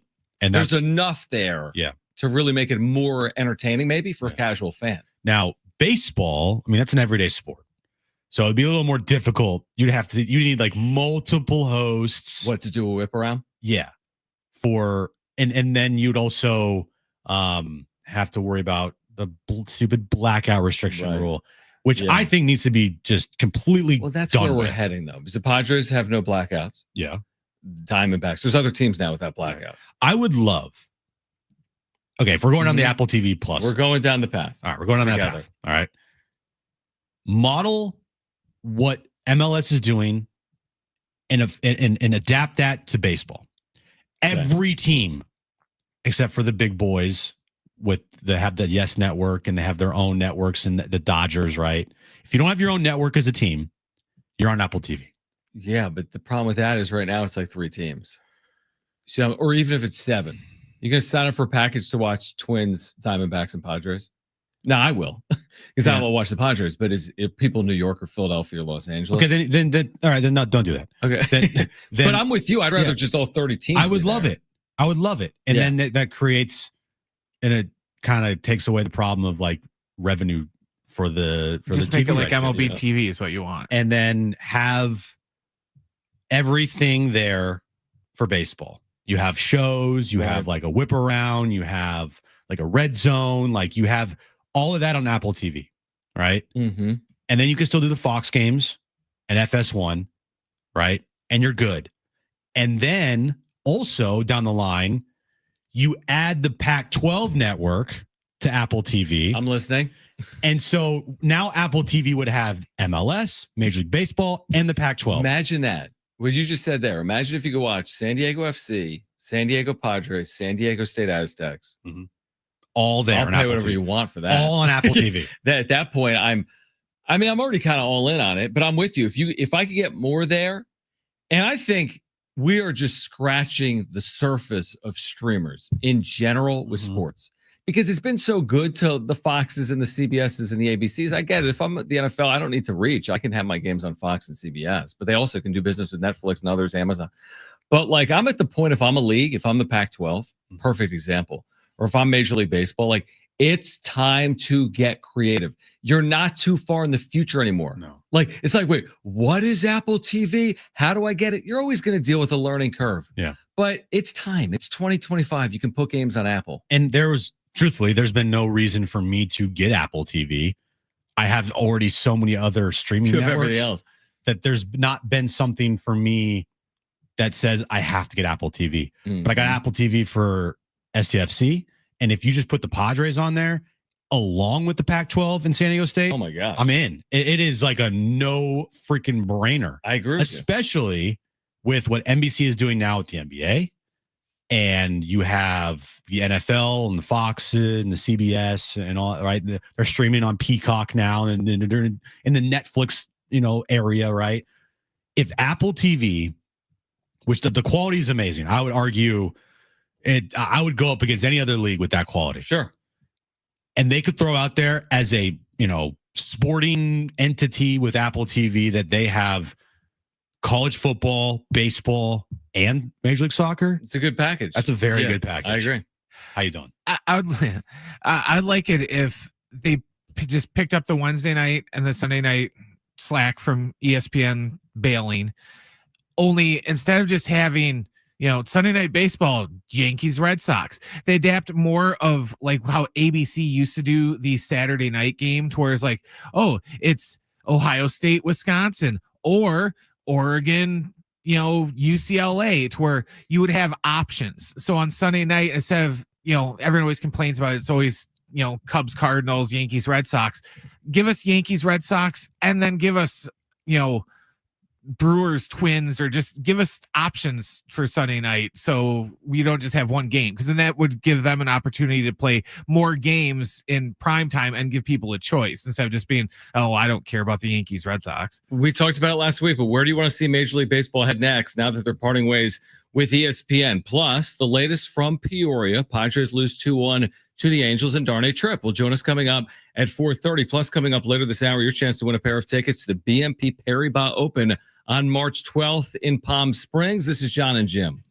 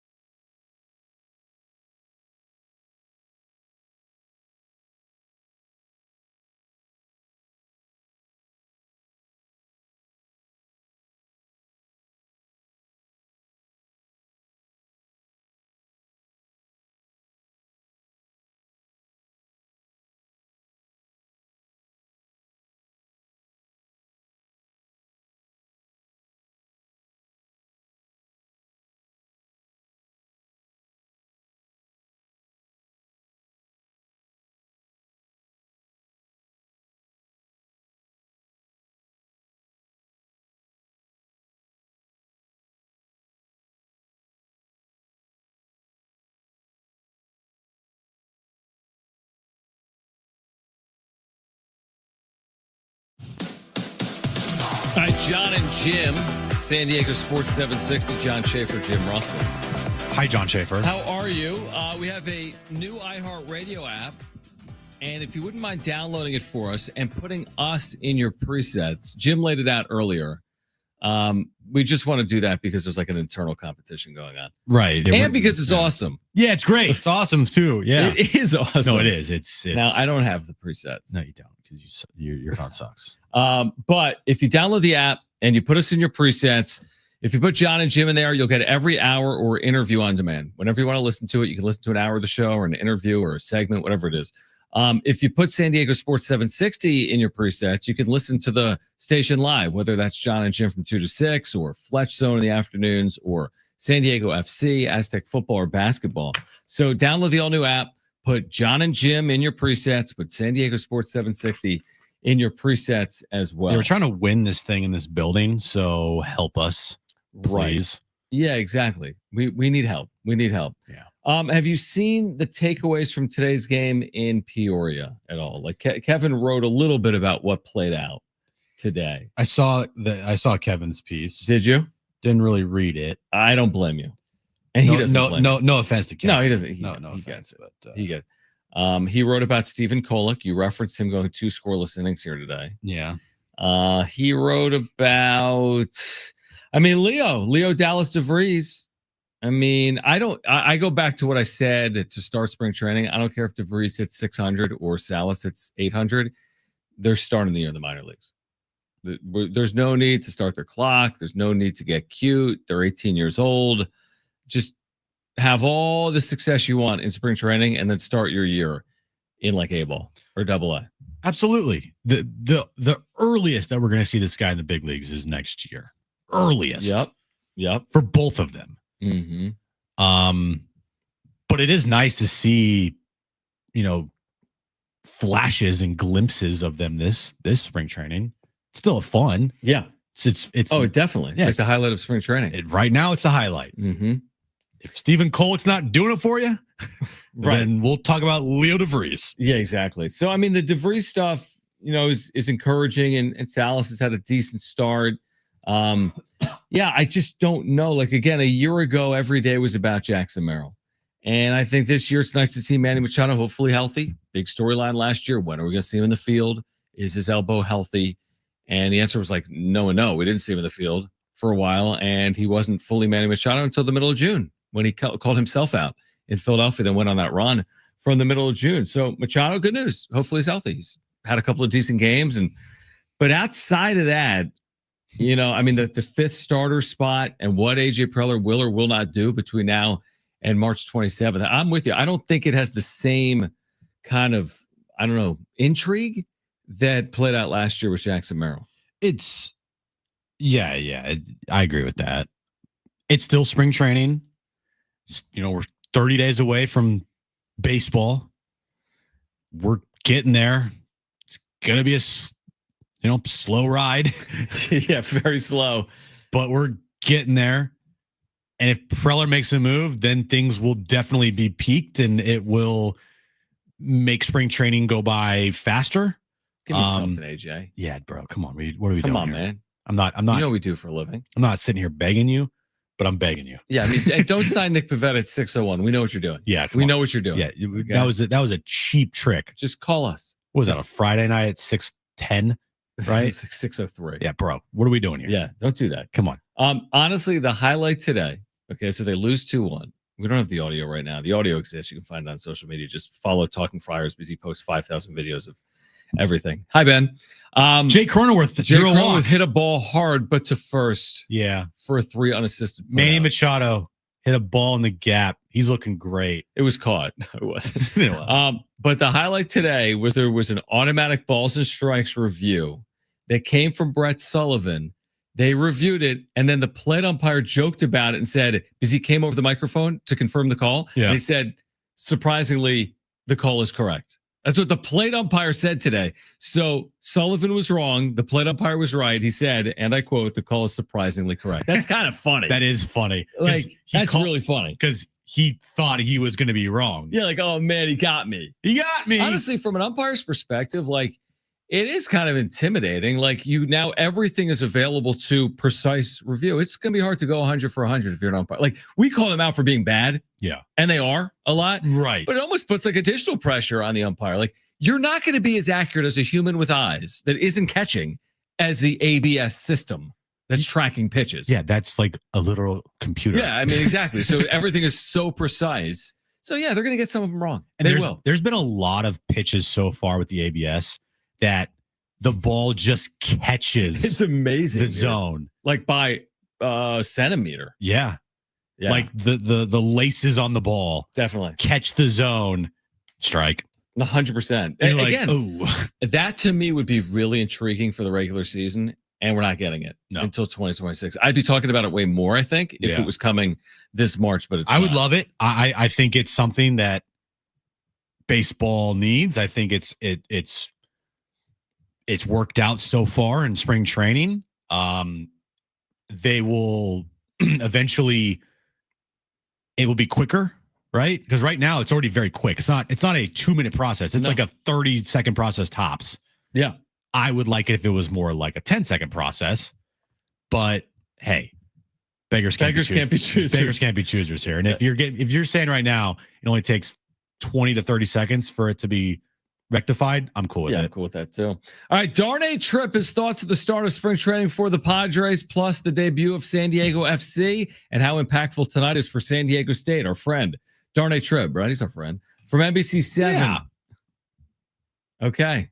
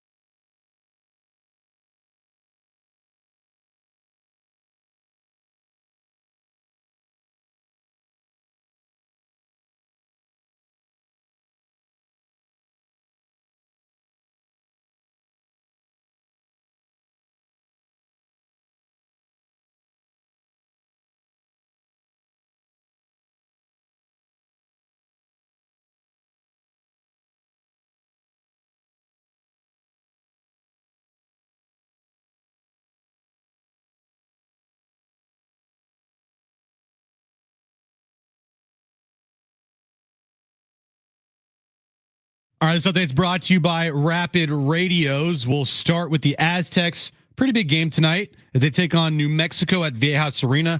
8 p.m. tip, 7 p.m. pregame. Listen right here on San Diego Sports 760. Padres lost to the Angels today in Peoria. It's their third straight Cactus League loss. Is there problems with the Padres? They lost 2-1. Tomorrow they take on the winless Chicago White Sox. In WNBA news of the day, Diana Taurasi announced her retirement after 20 years. And tonight, Luka takes on the Mavericks for the first time since being traded. Rapid Radios are instant push-to-talk walkie-talkies offering national LTE coverage and no subscription ever. Perfect for instant contact with an aging parent. For a limited time, go to rapidradios.com and you'll get an extra 60% off and free UPS shipping. Add code radio and get an extra 5% off.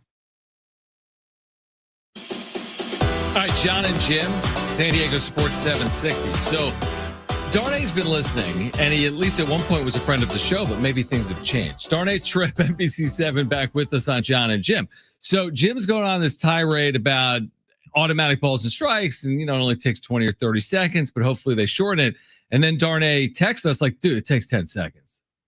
So, like, are we still, Jim, are you mad? Darnay, is this cool? Like, does it take 10 seconds? It takes 10 seconds, but Why are you trying to show me up on my own show, Darnay? Right. I mean, I was just watching the video and I was like, it happens. It's pretty instantaneous. I mean, it's pretty quick. Looks very similar to what we've seen in tennis for like 50 years now. And I'm glad other sports are finally catching on. NFL, hello, is anybody out there? Right. So I'm sure it could take some fine tuning, and I'm curious when it's going to arrive because I haven't heard too many. I know you, Darvish, maybe wasn't so sure about that, but seems like something that's coming our way. And I do like how it kind of like threads the needle between having a human back there, but then having like the precise calls when the moment calls for it, and a little sense of humor today, which is fun. And yes, I'm still friends with Jim. That's good to know. Well, I'm not. No, he's not. Max Scherzer today is like, oh, got to keep the human element in the game. Like it's like, shut up, Max. You do keep the human element because of the challenges real quick. You know what I mean? Like you only get 2 challenges. So right. Like the umpire is going to play a pretty big role. You're not going to challenge every pitch, I wouldn't think. No. And if it got to that point, I think there would be rules in place for, he said, can we just be judged by humans? You sure about that, buddy? So you think that, would you want ABS in baseball right now, Darnay? By the time spring training is over, I think there's a good chance that I would be comfortable with it, especially since it's only it's not going to happen. Like there's limits, there's parameters around it, right? And, as it stands, you'd have 2 per team and you keep it if you get it correct because it happens pretty quickly. And you want these calls at the end of the day to be correct. And the human element will still be in play for like 99% of the game. We've seen review already in baseball. So I understand them wanting to take some more time, but, just based on the little that we've seen so far, I think it happens pretty quickly. And I'm in favor of getting these calls right in a big spot and having a bit more accountability. I think I'm sure Max Scherzer has been disgruntled at many an ump in his over the course of his career, especially with a call in a big spot. And now you have a chance to get those calls correct. So I don't know if I see much of a downside at this point, but we'll have to see what players have to say as the spring goes on. Darnay Tripp, NBC7. So we've been watching, there have been some pretty good moments already from some of the younger players. I'm talking about Leo DeVries and Ethan Salas, and there are others as well. When you watch some of this play out, let's say DeVries has a good camp. Let's say Salas has a good camp. Does it change anything about their 2025 for you or not? Have fun in Fort Wayne. Have fun in San Antonio. Right. Best of luck. Stay healthy.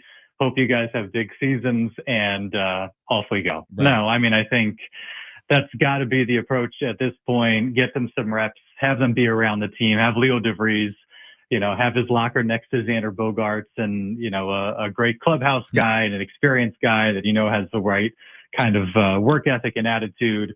But no, I mean, I see this purely as them getting some quality experience and then send them off to wherever you see fit, wherever you see appropriate. Hopefully they have really impressive seasons, and then we can talk again in 2026. So we got about 30 days until the start of the regular season. It feels like forever. First week of spring training, that's always fun. And then you get into the middle of spring training, you're like, is this over with yet? But for you, Darnay, what are you looking at for the rest of spring training? Like, what catches your eye for the rest of spring training here for the Padres? Yeah, I mean, we've obviously the position for the last spot in the rotation is big, and we've seen some of those guys already. It'll be nice to see more of the, kind of your big three, big four at some point in the rotation, get more exposure to those guys, see how they're looking. Everybody's tinkering. We've heard Michael King, working on some different offerings, that sort of thing. I think Fernando Tatis Jr. at some point would be great. Xander Bogaerts, I think, is a big one. We've obviously talked about him. And so I think just seeing more of the regulars as time goes on. But as far as kind of like the big obvious storylines, like I would love it if one of these, if it's Oscar Gonzalez, Edgar Rosario in kind of his versatile role, infield, outfield, Tirso Ornelas, like I would love it if one of those guys took hold of a roster spot and left no doubt, similar to what we've seen from Jackson Merrill and CJ Abrams and guys in the past where, you brought in Jason Hayward and Connor Joe. I think this team is probably better if you don't have to rely on those guys. Like they give you a really solid floor and foundation. But all those guys, like given their youth, given what we've seen, albeit in, a short span of time from Oscar Gonzalez, like maybe there's a bit more ceiling there. And if one of those guys pops and turns into something, I think that could be really, really good for the team. And so that's one of the things I'll be watching for and rooting for is one of those young guys to really prove that they belong and prove that they can make maybe a greater impact than we expected going into the spring. Darnay Tripp, NBC7 with us right now on Jon and Jim. So on the same day as the Padres and Dodgers and Camelback, San Diego FC took on the LA Galaxy in their debut match. I know you've been getting ready for this for really months on end. I mean, this was announced over 600 days ago. You've been doing a series on this with NBC7. It's been the Roku channel, right? Is that where it is? Yeah, and you can watch the first episode came out on Friday. It's available on the NBC7 YouTube page as well. All right, super cool. Oh, so must be catch nice. That on San Diego FC. But yeah, I mean, listen, people have been excited for San Diego FC, including us, but to play the way they played and to win in LA where nobody had won, it's like a true dream start, isn't it, for the franchise, the way it all played out? Oh, no doubt about it. I mean, and even up to just kind of the showing from supporters, just giving you a sense of what the atmosphere could be like in Snapdragon. And then, going to LA, the most storied franchise in MLS. Granted, they're missing some guys, but it's still an MLS side, whether or not it is, the peak of their powers, which we saw at the end of last season. You're going on the road to another Major League Soccer team, an environment where, they're celebrating a championship, all that they have going on. And they've really controlled the game, like from the very beginning. And it'd be one thing if, you felt like they were just kind of getting by, scored a fluke goal and won, but it felt like they should win the game. They deserve to win the game. And then to have obviously the big moment, the first Anders Dreyer goal, and then to punctuate it the way they did, kind of nail in the coffin there in stoppage time was incredible. You couldn't ask for a better start for an expansion franchise, given where they did it, maybe igniting a bit of a rivalry. I think that's kind of one of the questions people have. Like, okay, what does that look like? Is it LAFC? Is it LA Galaxy? Is it another team that they kind of develop some sort of rivalry with? So I think it was really exciting on a lot of fronts. And I talked to somebody about the club, like, hey, you guys are starting on the road. And they said, well, it essentially gives us two openers, two debuts, because you have your first match, then you have your first home match, rather than it all getting lumped into one. And I think now that looks even better, because what an appetizer for Saturday's home debut, the way they performed and the excitement that they generated, now being able to bring all of that home into a home crowd, I think it's going to be really, really cool on Saturday. Yeah, and I think one of the big questions going into their first season is how much buzz can they generate to create lifelong fans for this club and to create this like fan base that isn't just the diehards, but it's the casuals as well, because the diehards are going to be there. It's the casuals they want to bring in. I think this is going to work. What do you think? Do you think this is going to be a massive, massive success here? Yeah, I think the potential is certainly there. People talk about it all the time. When you look at World Cup ratings, Olympic soccer ratings, even some MLS ratings, like how often is San Diego somewhere in the top 5, top 10, top 3 in some cases. The viewing audience is there. Obviously, the region loves soccer.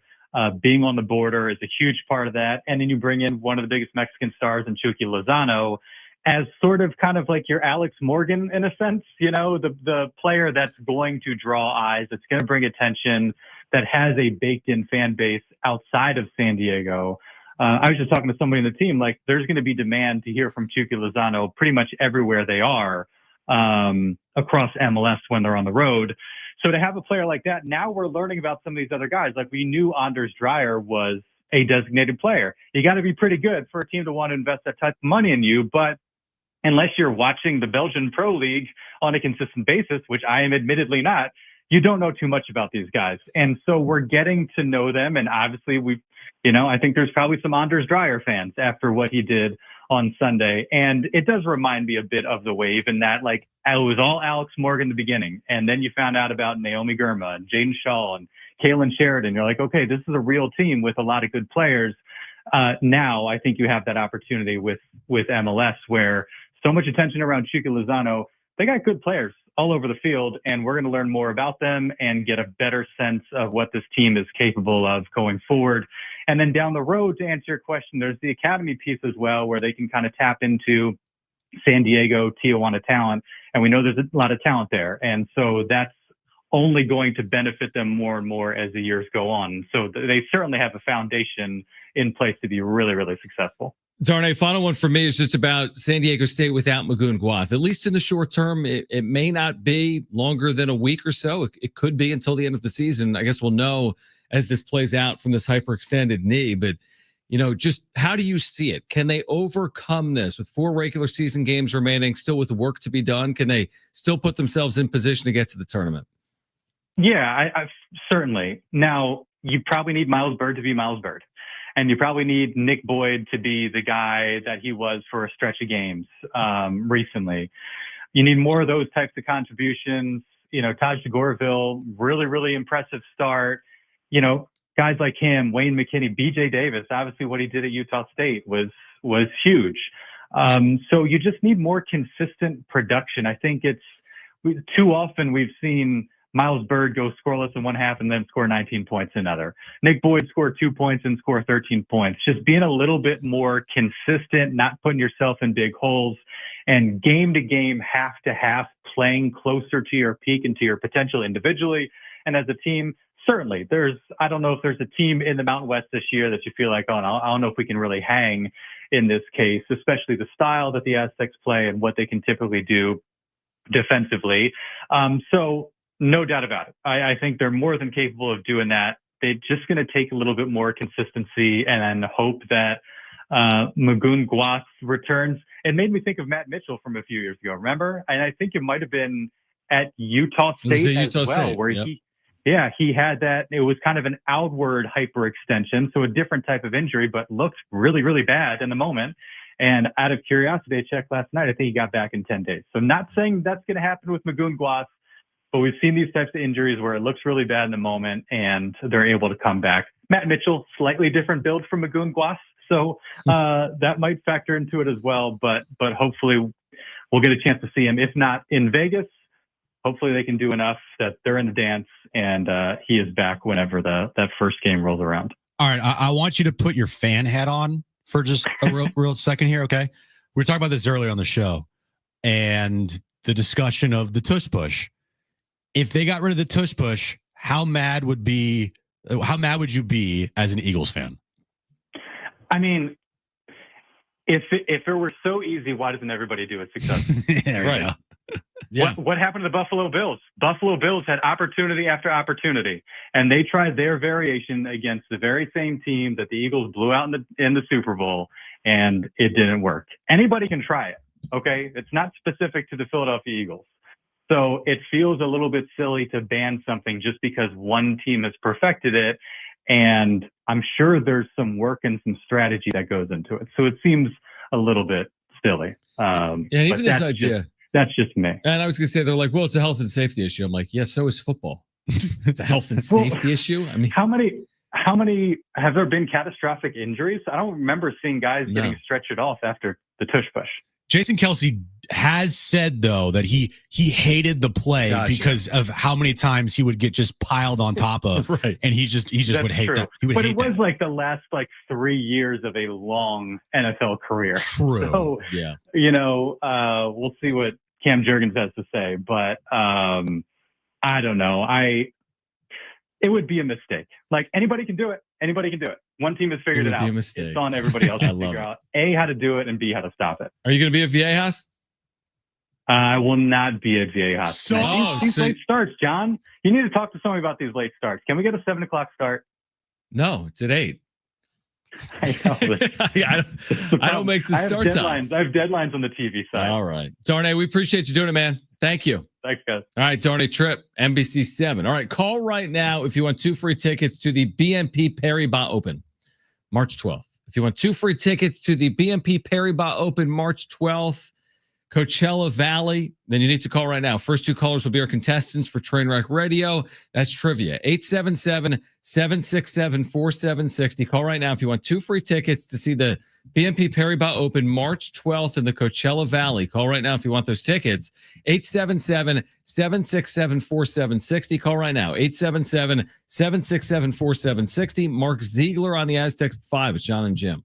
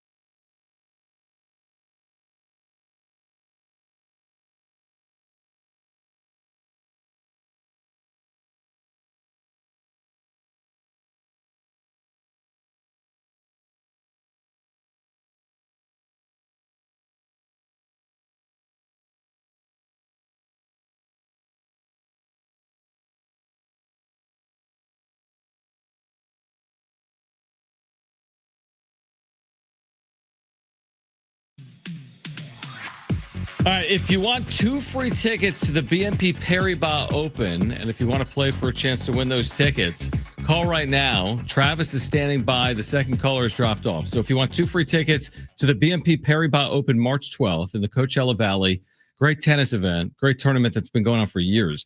Call 877-767-4760. All right, we're talking about Coco Gauff, Carlos Alcaraz, and more. 877-767-4760. The next caller will play Travis for a chance to win those tickets. Again, 2 free tickets to the 2025 BNP Paribas Open. This is March 12th. So call right now if you want a chance to win those tickets. 877-767-4760. One more time, 877-767-4760. While we wait for the second caller, Kyle Teal will go down as the batter that took Roki Sasaki deep on a backfield sim game today. Dude, he hit a bomb. This is a nuke. Okay, so Kyle Teal's with the White Sox. Yeah. And the White Sox were playing the Dodgers in a sim game. Right. It okay? wasn't, not Cactus League. So even like below Cactus League. Right. Yeah. And Roki Sasaki's introduction to a sim game was Kyle Teal hitting a nuke off him. Was it first pitch? I don't know if it was first pitch or not. It may have been, though. I'm not sure. Did the Padres dodge a bullet here? I don't think so. The White Sox tweeted out Kyle Teal off Roki Sasaki. Yeah. And then it was first batter he saw. Got it. I don't think it was the first pitch. So the first batter that Roki Sasaki saw in spring training in a sim game hit an absolute tank job off him. He didn't get cheated. Like this wasn't like just over the right field wall. This was 450 feet. This was a bomb. Welcome to the bigs, the buddy. Replies are really funny, by the way. Like about like I can't wait for like Soto and Lindor to go back to back and all this stuff. I mean, Manny too. Yeah, I mean the things that Manny said about Roki. I know. I can't wait for that matchup. I don't know what to expect from Roki in 2025, and I said that when I was still hopeful that he was going to sign with San Diego. Nobody guaranteed that Roki's 2025 was going to be some magical year, even if he came here. We weren't saying that. We didn't say he was going to have a 2 ERA. No. And he was going to win 19 games. Now, I don't know. Maybe he is that guy from day one. Or maybe he's a work in progress because he's 23 and has never pitched in the major leagues. We thought that eventually over time, he could turn into like a star pitcher. Mm-hmm. He has the talent of a potential Paul Skeens, but at the same time, very raw, 4th starter type of pitcher right now. Not an ace, but if he gave you 115 innings this year with a 3 ERA like Yamamoto did last year, and you have him healthy going into a postseason, that's what you'd want. Can I sell the idea? Tell me if this is fair or reasonable. Can I sell the idea that Nick Pavetta's 2025, just 2025, will be comparable or better than Roki Sasaki's? Like, is that a reasonable take? You can absolutely sell that. I think you could sell it. I don't know if it's going to be accurate, but if Nick Pivetta improves off last year and has a 3.7 and makes 30 starts and throws 180 innings, like that could absolutely surpass Roki Sasaki. I'm just talking about 2025. I'm not saying Nick Pivetta's Roki Sasaki. Let me be clear. Because Roki Sasaki's future is, the ceiling's ridiculous, right? And you got 6 years of control for no money. So that's inarguable. But could his 2025 be comparable or better? And again, we don't know about health. But yeah, I think I could sell that. Yeah, I'm with you. No doubt about it. I would want Roki Sasaki over Nick Pivetta just because of the multiple years, the long haul, the team control, you're paying him nothing, the upside with this guy, the age, all of that, right? Yeah. But I think you're right, and I think you might be onto something. And I would not be shocked at all at the end of this year. You look at what Roki Sasaki does and what Nick Pivetta does, and Nick Pivetta has a better year. Like, so it's kind of like a nice fallback. It's a great fallback. Yeah. Again, you guys know me, and we don't sell. We're not selling some fake bill of goods. Right. Everyone's taking Roki Sasaki over Nick Pivetta long term. Yeah. But short term, which is, by the way, when they need to win, I'm not overly concerned about 2027 with them right now. Who knows what they look like in 2027? In the short term, I think they maybe have a chance to win because of Nick Pivetta. We'll see. Compared to a Roki Sasaki in 2025, we'll see. Also, if Roki Sasaki has a better season than Nick Pivetta, again, I would not be surprised at that either. No, either would I. Now, is Sasaki going to far exceed Pivetta's 2025 and post his 2-1 and The other guy's a 4.3. Right. I'd be surprised at that. Or if Roki puts up a 3.9 ERA this year and Nick Pivetta puts up a 3.8 ERA. I mean, yeah, then it's like the same thing. It's like the same thing. And that's what you were looking for this offseason is a fourth starter that is serviceable, can go out there, not going to have a 5 ERA for you, but maybe like a 3.6, 3.7, 4 ERA tops, like gives you 28 starts. If Nick Pivetta can give you that is plenty serviceable. And here's the other thing. If they're both healthy, there's no world where Sasaki throws more innings than Pivetta. Sasaki will be protected and pitching every 7th day, and Pivetta is going to pitch every 5th day. So maybe Pivetta is a better option just for that reason alone. All right, Mark Ziegler on the importance of tonight for San Diego State without Magoon Guath will join us next.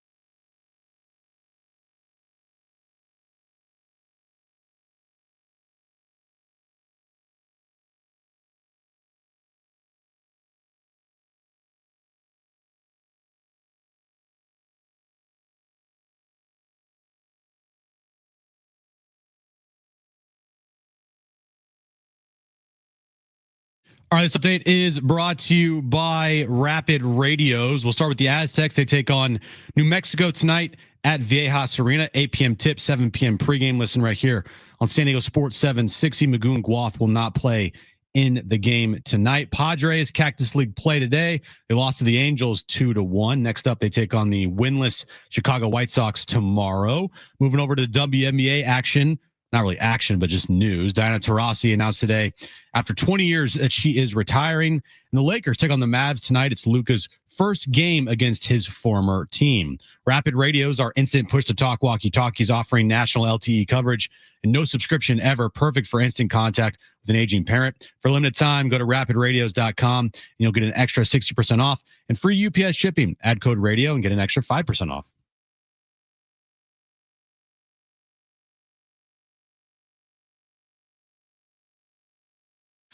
Previously on Jon and Jim.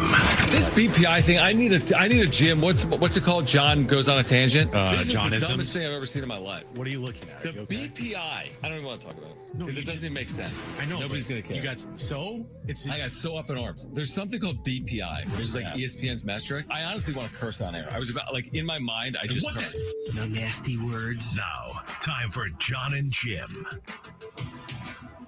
All right, San Diego and Southern California, what's going on? This is hour 4 of Jon and Jim. San Diego Sports 760. We're here weekdays from 2 to 6 p.m. I'm John Schaefer. That's Jim Russell.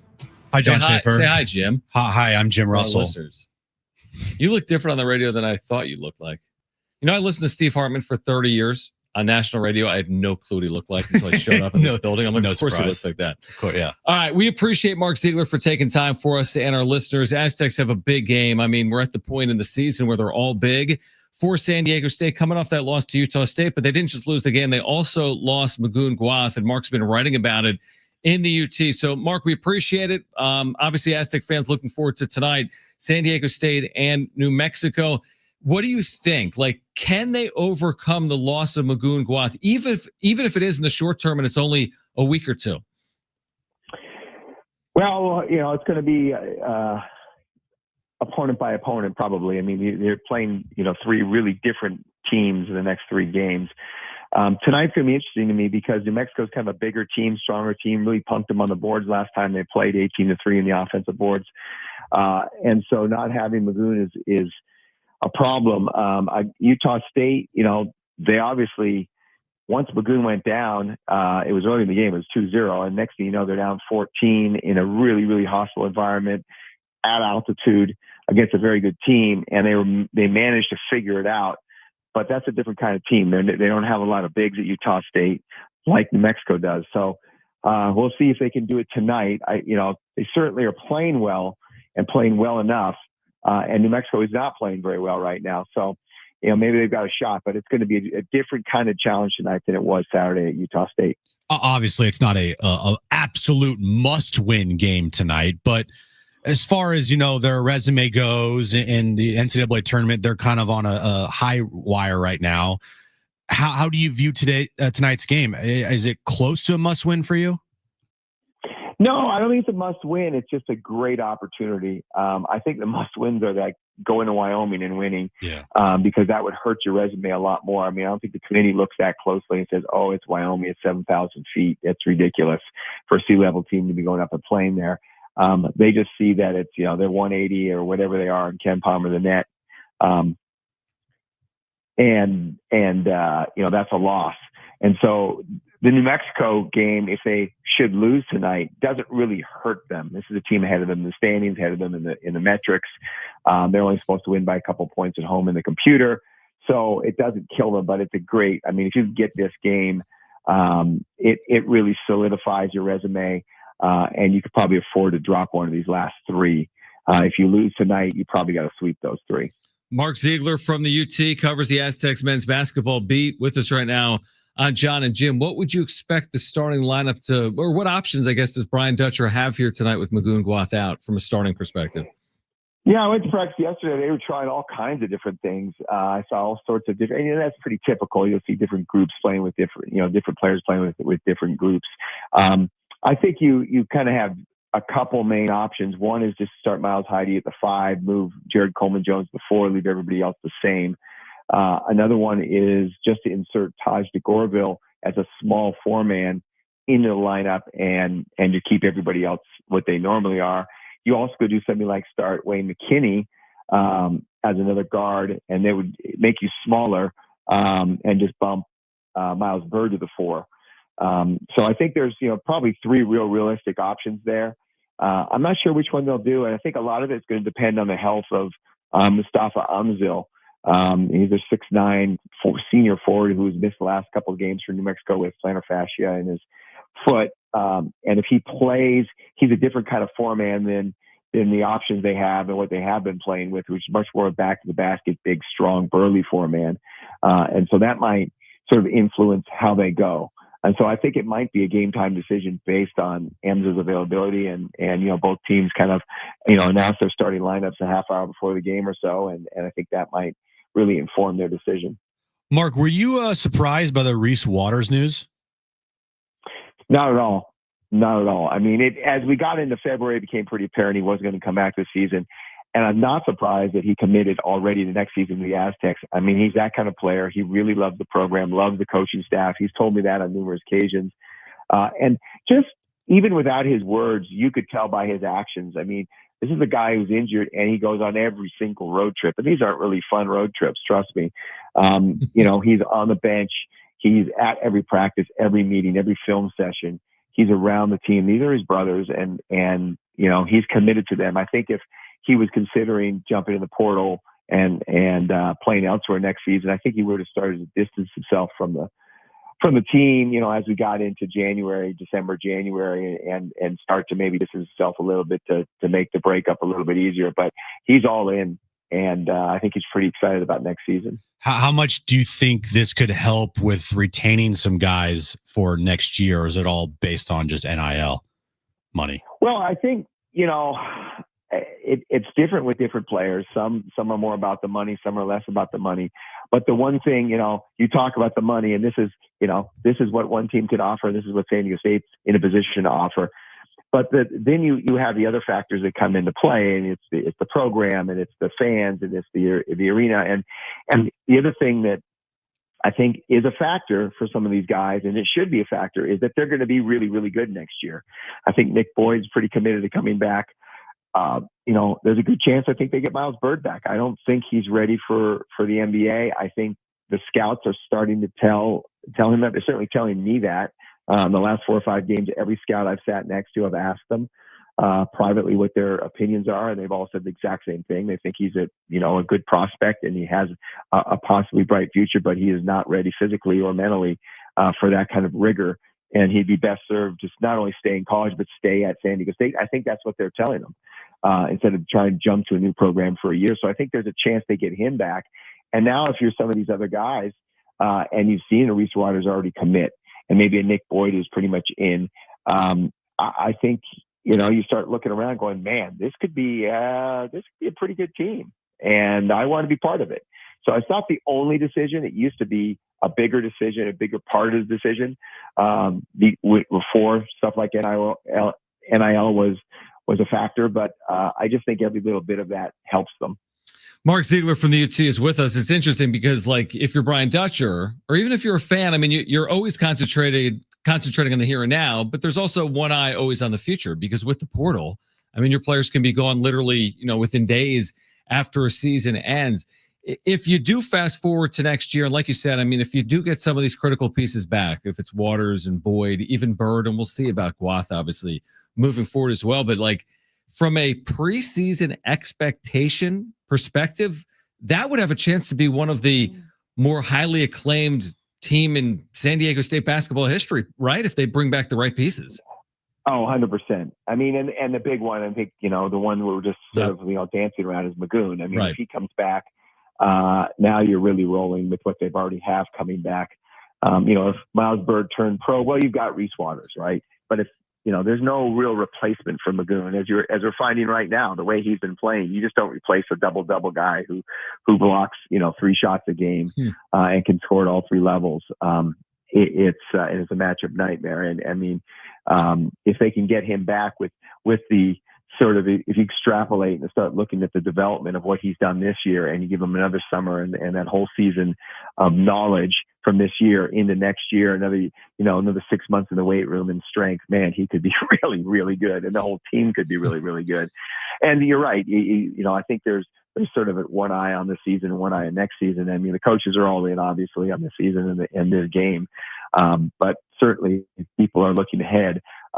And it's also interesting too with how Brian Dutcher plans to, when he plans to bring back Magoon. It's a real balancing act because they need him, right? They need to win some of these games down the stretch, but they also know that he's got a future and they're trying to keep his best interests at heart. And you think as a player, a guy like Magoon would respect that, and that would factor into his decision about coming back next year as well. Yeah, I was going to ask you, what are you hearing as far as like a realistic timeline for when Magoon could possibly return? Well, I talked quite a bit with Brian Dutcher yesterday, and Dutcher is the type of guy that he just doesn't set hard timelines on things like that. I mean, he's been through it so many times. He knows. He said you'll have to see how he reacts to the rehab. And I was watching him do his rehab yesterday on the trainer's table, and it was just a lot of exercises, strengthening with his knee. He could lift his leg all the way up in the air, which is a really good sign. But I saw him wince a couple of times, so obviously there's probably a little bit of pain in there. Dutch said there's still a little bit of swelling in there. I think realistically, obviously he's gone tonight. I think realistically he won't play Saturday at Wyoming. And that gets you into next week where there's a Tuesday game at UNLV and Saturday game home against Nevada, and then the conference tournament after that. Dutch was kind of hinting that the conference tournament might be a realistic target. But you'd also maybe like to see him play a little bit in that last game against Nevada. So I would start to look around Nevada. UNLV game, I think, is probably less than 50-50 that he plays. Now, I will say that when Matt Mitchell did almost the identical thing in the same spot, in the same arena, although earlier in the season, they kind of said it would be 2 weeks at least, and he was back in 10 days. Right. So that's where the rehab kind of factors. If he really, really moves quickly through it, maybe he could play in that UNLV game on Tuesday, but I kind of doubt it. I think we should be looking at the Nevada game at the end of the season or the conference tournament. I always want to look at those Mitchell numbers. Again, they're different players, different knees, different injuries, even if they are same, diagnosis, but different players, different people. And I remember San Diego State played really well after that trip to Utah State that year. They had played the back-to-back. They played really poorly in the game that Matt was hurt. They lost the second game as well, but they really got going in the second half of the year. Again, Mark Ziegler is with us. Oh, here was my final question, Mark. Is his availability, I'm talking about Magoon Guath, a factor for the selection committee? Well, they say it's not, right? They always say that. I think it is. And I think the fact that they got good news that there's no ligament damage and that he can come back will help San Diego State, because even if he doesn't play in the conference tournament, I think with a whole nother week beyond that, I think he'd probably be available. And I think they'd have to assume that he'd be available. So I don't think it would be a negative for them. The other thing to remember they do factor is if you lose a star player for a number of games and you don't really perform in those games, they do take that into consideration. So it could, if San Diego State really struggles here down the stretch and really sort of limps in, doesn't win the conference tournament, needs an at-large bid, and let's say, they go 2-2 down the stretch, and then they're really right on the bubble. If he isn't playing any of those games, they could look at that and say, hey, they didn't have their stud. I think they're a better team with him. It looks like he's going to be available for the NCAA tournament next week. Let's put him in. So I think it could work. The timing of all this could work in San Diego State's favor if, worst case scenario, they lose some of these games and they're smack on the bubble. I think as things stand right now, if they're selecting the tournament, they'd be in today. But there's 4 more games and a lot can happen, both with the Aztecs and other teams in the bubble. March is coming. It's February 25th and a big game, not just in the Mountain West, but nationally tonight. San Diego State and New Mexico, and Mark Ziegler will have the coverage for you, of course, in the Union Tribune. So, Mark, we appreciate it. I will see you tonight, and thanks for hopping on. Thanks, Mark. Yep. Great stuff. Mark Ziegler from the UT. We'll react to that on the other side, plus some Interesting odds on a future major league free agent. Does he have ties to San Diego potentially in his future or not? We're here until 6 p.m. It's Jon and Jim.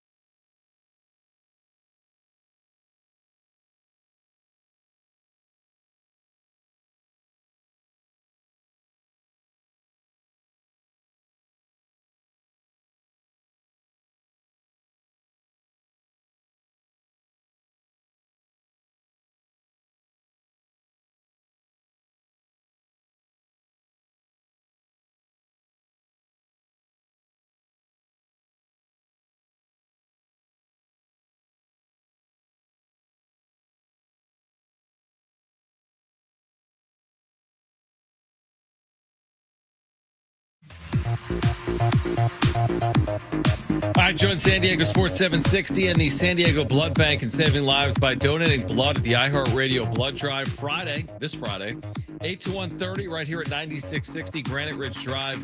Your donation can help patients with cancer, severe burns, trauma, childbirth complications, and more. One donation can save up to 3 lives, and all blood types are needed. The first 50 successful donors will receive a pair of tickets to see Kane Brown March 13th, or tickets to see Kelsey Ballerini March 22nd at Pechanga, while supplies last, Pechanga Arena. Make your appointment today at sandiegobloodbank.org/iHeart. That's sandiegobloodbank.org/iHeart. We can get to where we started the show on Vladdy's future with free agency, and we can get to Padres spring training. But just real quick on what Mark Ziegler just told us, which was, and again, we're worried about tonight. Yeah. I mean, I want to see San Diego State beat New Mexico tonight, but you're also thinking about when the season ends, whenever it is, right? Because the season's going to end at some point. And the way he was talking was like, they're going to have some big time pieces back. We know about Reese, but he mentioned Nick Boyd in there. He talked about the possibility of a Miles Bird, and we'll see on Magoon Guath, obviously a huge piece as well. But I mean, he made it sound as if there's a distinct possibility, or at least a decent possibility, you get a lot back for next year. I hate to do this to you, but you have to pick one player. No, I'm not doing that. Stop, dude. Don't do that. Hey, you have 2 children. Pick one. Well, you only have one child, so it's fine. I know, but imagine if you had 2. You're going to know this within, 18 months? You got to have 2 kids. Don't say that. Don't say that. You could have 2 in 9 months. Look at Darnay. Right? Twins. What if you had triplets? Bro, don't do that. Can you imagine like little triplets in Jim's household? Your little place in South County. Bro, don't do that to me. Just 2 or 3 kids. Don't do that. I know you. Don't put that on Ricky Bobby. Here's the thing. Real quick, because I mean, you listen, you're married, so there's a decent chance you'll have children in your lives together, right? I mean, that's not a secret. Like you and Aaron may have children together. You're married. Let's just talk this through. Well, not everyone that's married has children. We will 1,000% have children. Okay. But only, what's it called? Dual income, no kids. That's like over 20% of married people. Dinks, dual income, no kid. So not everyone has kids. Yeah.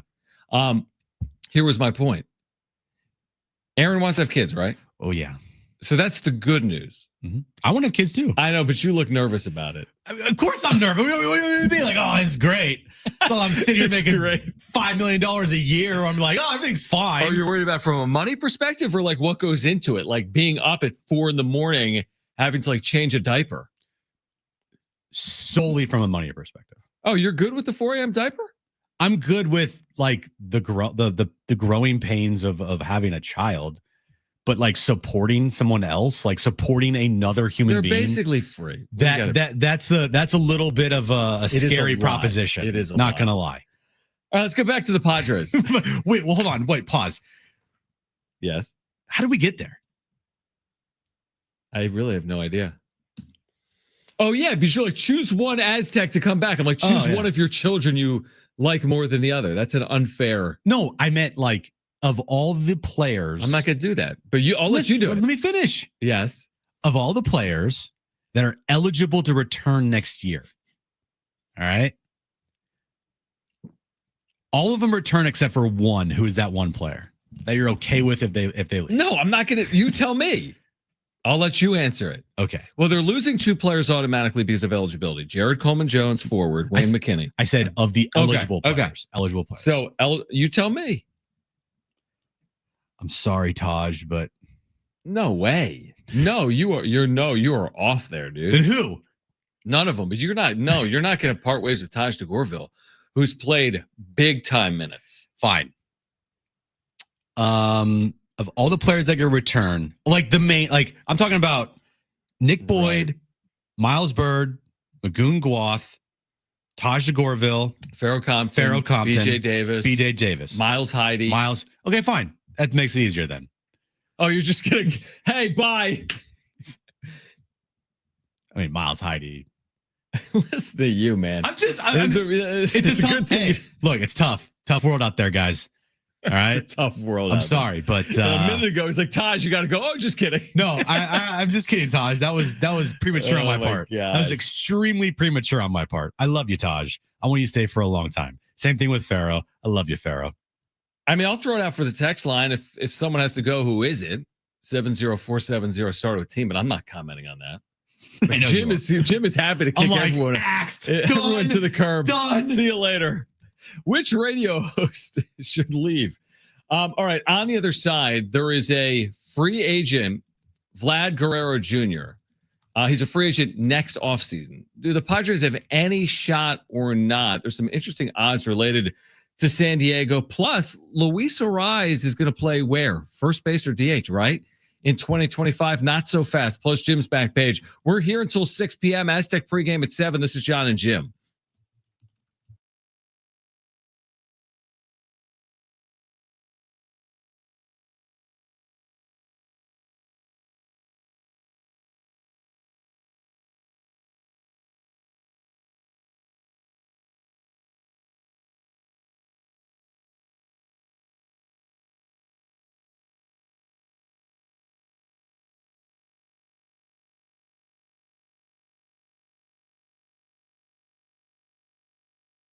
All right, so what could you do with an extra $75,000 like right now, or even a couple $100,000?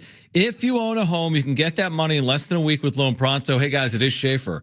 Loan Pronto is the leader in quickly converting your home equity into cold, hard cash. So you can pay off your credit cards or start that home remodel. Loan Pronto has several easy options to let you access the cash from your home. There's virtually no paperwork. It's not a cumbersome process, no junk fees, often no appraisal. Listen, the average homeowner now has over $300,000 in equity. It's your money. Use it. One client got $150,000 out, paid off all their credit cards, a couple of car loans, a personal loan, cutting their monthly expenses by $1,500. You can get approved in as little as 1 day. So act now with no hard credit pull up front. Loanpronto.com or 619-207-4336. Get the money you need for anything. 619-207-4336 or loanpronto.com. Equal housing lender, NMLS 1661781, subject to lender approval, NMLSconsumeraccess.org.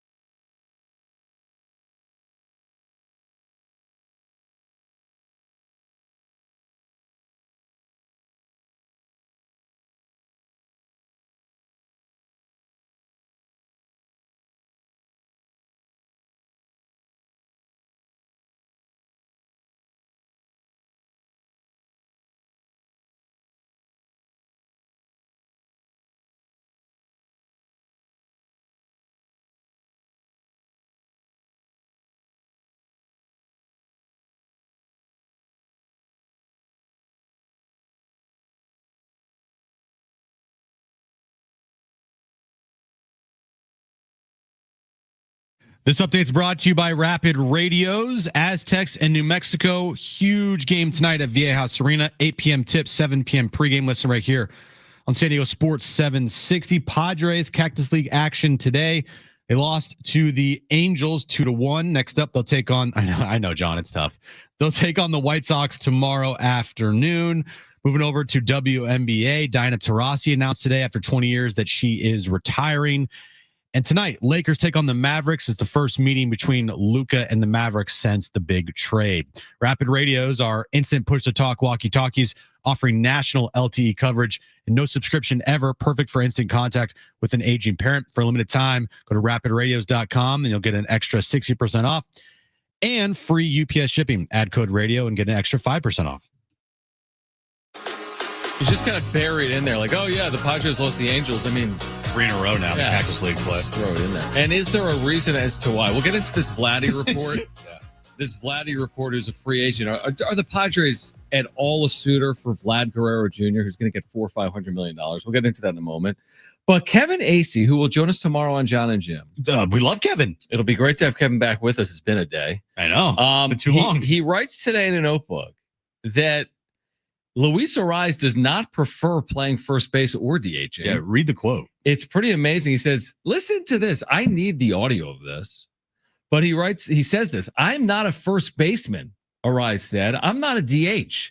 I play second base. But if the manager says, hey, you come play first base, I'll be there. I'm a teammate. I want to play every day. If I see my name in the lineup, I'll be excited and happy. But the way that starts, I'm not a first baseman. I'm not a DH. I play second base. That's pretty strong words. Pretty strong. That's very strong words. There you go. And this is why they've lost 3 straight in the Cactus League. It really is, yeah. I'm not too concerned with it because I think right now, if Luis Arraez, think about this. Mm-hmm. So they brought Connor Joe in to play first base and left field. Right. All right. I think, and I think Connor Joe actually does bring something to the table, which is he gets on base. He has a good on base percentage. He puts together good at bats. He's never going to hit for a high average. Right.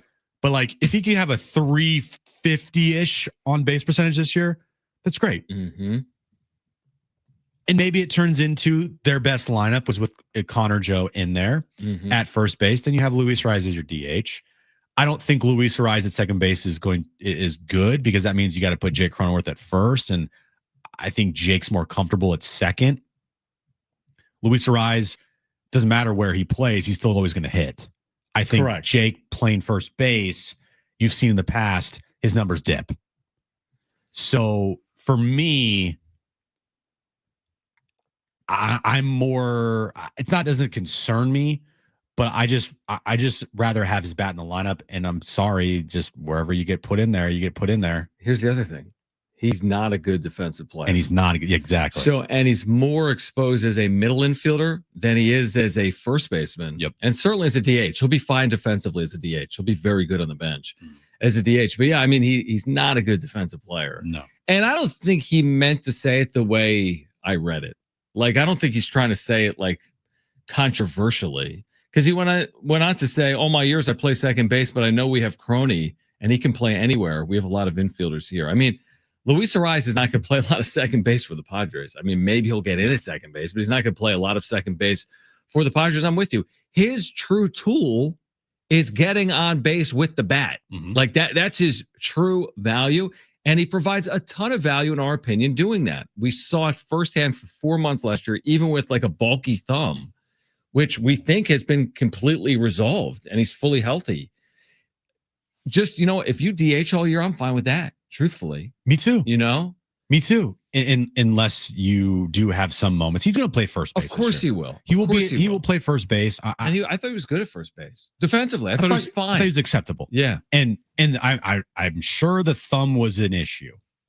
But he didn't make any like crazy, oh my God, I can't believe he's out there defensively taking out the field plays. I don't remember any of those. He's not amazing defensively at first base, but he's serviceable. Him as your DH, and I predict that you're going to get a revolving door at DH this year. I really do. Yeah, not the one true 28 home run threat. Right. Yeah. You're going to get a revolving door at DH, and you're going to get the DH spot used as a half day for some of these guys. Feet, Manny. Yeah, off your exactly.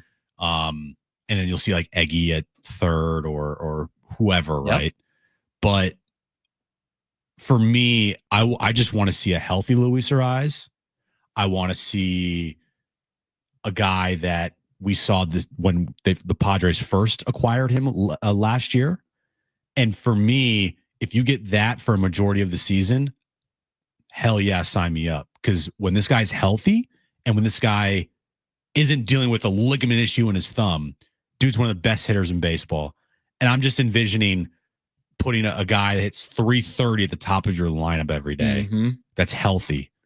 It's just, to me, it's a trickle down, and it's going to help everybody in that lineup. I agree with you. The other thing we talked about earlier in the show is the idea of Vlad Guerrero Jr. I saw there's is that the audio? Yeah, it is. But it's from about a week ago, right? So yeah. Is Kevin just writing on it? Did he actually say it February 19th, or did he say it again? I wonder. Probably February 19th. So Kevin's just bringing it back. Okay.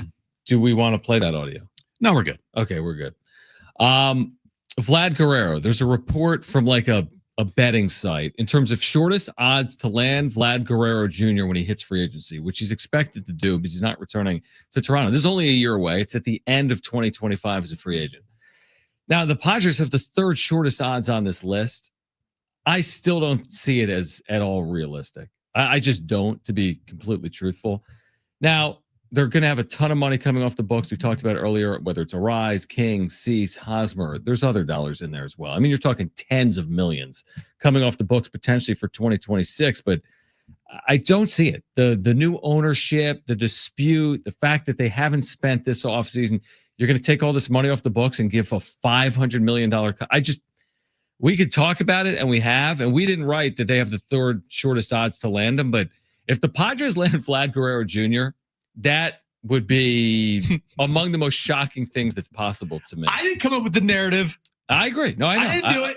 I didn't write the email from bookie.com or whatever. Right. Yeah. Yeah. They put out there, Las Vegas put out there that the Padres have the third best odds to land Vladdy Guerrero Jr. next offseason. Do I think that's likely? No, I don't. Right.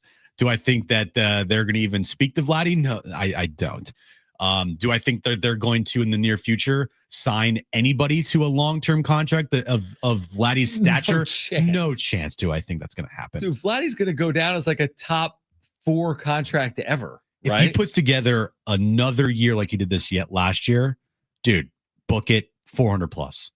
Easy. Yeah, so that's among the richest deals ever. Now, we've seen them in the last few years, the Otanis and the Soto. Shoot, the Padres gave Manny Machado not that far ago $350, or not that long ago $350. Right. But I mean, it's a different world from the Peter Seidler era, that period of time when they were giving out $280, Bogarts, $350, extending Tatis.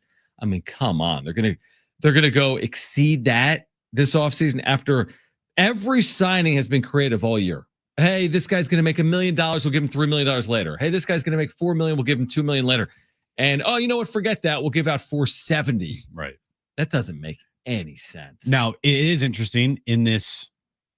I'm not going to call it a report. It's more or less like just odds being released by Vegas. And you have to look at Vegas odds and, yes, take it with a grain of salt. But sometimes they nail it. True. And it kind of gives an indication of like maybe what the tea leaves are saying and what the streets are saying about Vladdy. Right. But say this does come true. The number one team on that has the best odds is the San Francisco Giants. If you're a Padres fan, you don't want that. Right. Who was number 2 on the list? I think the Cubs. Yeah, it was the Cubs. You said it earlier. It's the Cubs. So a couple of National League teams. And third were the Padres. Yes. Okay. The Toronto Blue Jays are not on that list. And they kind of F things up. Like, probably royally F things up. But also, we're so early in the speculation for someone that's going to be a free agent at the end of the season that, we speculate on Juan Soto's future for forever. Did anyone think when he was a Padre, he would end up with the Mets? I think ending up in New York, yes, was definitely like thought and talked about. But even when the season ended, I would have told you the odds-on favorite would be the New York Yankees off his 2024. Yes. But if you said the Mets, I would not have been like, no, I agree. What? Because Steve Cohen, I do agree with that. I do. Yeah, same thing with Ohtani. The Dodgers are like, okay. I'm just saying it's really early to speculate on a player of his caliber's future when you have the full season. Yeah. And it's just very hard to speculate on that. I just view it like it is funny to see the Padres mentioned with Vladdy Guerrero Jr. in any type of scenario, because it's just not going to happen. Like, again, I hope I'm wrong. I hope that this time next year, everyone's like, Jim, you're an idiot. I can't believe you said those things. They actually did it. That'd be great, but I just don't feel that. Go extend Jackson Merrill. Yeah. Go keep Michael King. Yeah, those are exactly. You know what I mean? And, and don't get me wrong. Like, here's the thing. If you need a car, don't go get a $200,000 Bentley or boat. Yeah, exactly. Like, you already have, you have pieces you would love to keep. Like the idea, and Jackson Merrill you have, don't get me wrong. You don't need to panic on Merrill. No. You don't need to panic today on Merrill. You could panic today on Michael King if you wanted. Yeah, absolutely. If King surpasses his 2024 and 2025. Oh, no, I know. But I'm saying I'd much prefer in this hypothetical to go get the piece that has contributed on your team for the last 2 years. Yep. Now, if I could have everything, I'll take Vladdy with that. I'll take everything, yeah. But if King can return, and if Merrill can be locked up for the next 10 seasons, not just the next 5, I think I start there. I would I'm not saying much rather, but I'm with you. Locking up Michael King, and I've said this from day one of the offseason, should have been the number one priority for the Padres this offseason. Would you take that as a, like, you know how I keep saying, like, I'm waiting for another shoe to drop? And you're like, I don't know. When I say shoe to drop, you have to give me credit for Merrill extension. I'm not saying it's coming. But if it did happen, or King, yes. I know they already did their 2-year deal, so I don't know how likely it would be they probably rip that up weeks later. Yeah. Or Dylan Cease. Again, well, Kevin did mention the other day, he's like, I asked him a question. He thought I asked a different question. And he goes, Michael King's not going anywhere. Not for long term, but like he was talking about he's not being traded this preseason. Spring training going into the year, unless things change at the trade deadline. But as of right now, King's not going anywhere, according to Kevin. I don't think he should. We talked about it. He doesn't make enough to warrant trading him. No. Because the whole point here, the way we saw it, is the Padres would make a move to free up money.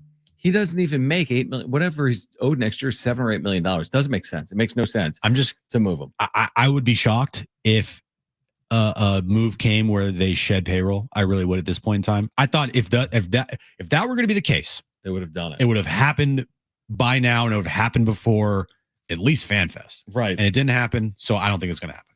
All right, Jim's back page coming up next. Aztec pregame at 7 p.m. Jon and Jim.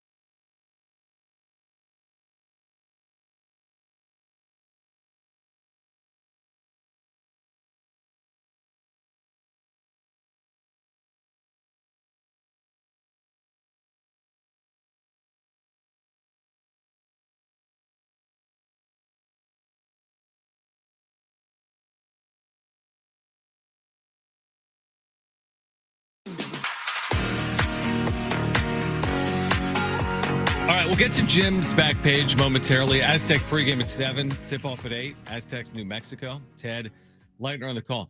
So, I worked in the minors. I don't even know if I've mentioned it now that I think about it. It's been a while since I've heard that. So I worked in minor league baseball, and the big thing was, even going back 5, 7, 10 years, was alternate identities for a night. So, like, if you were, give me an example. I'll give you an example. I'll just give you the example of my team. Okay. So, like, the Lehigh Valley Iron Pigs would change their name to the, like, Lehigh Valley Cheesesteaks in honor of, like, being a Phillies affiliate. Okay. But this is spread like wildfire now in minor league baseball, that every team in the minors does an alternate identity night. Every single team. Is this part of back page or not? It was. Well, what I was going to say, this is for Brent. The Wisconsin Timber Rattlers. Brent knows them. Where are they? What town is it? Wisconsin. No, that's a state. No, they're up north. You moron. They have an alternate identity for Saturday, July 12th. It's the Wisconsin Frozen Pizzas, because Wisconsin is like the frozen pizza capital of the country in terms of the most frozen pizza purchased. Must be nice. So the Wisconsin Frozen Pizzas, are we going to this? I think we have not. to. How about this? Pizza oven bobblehead giveaway for the first 1,000 fans. I need it.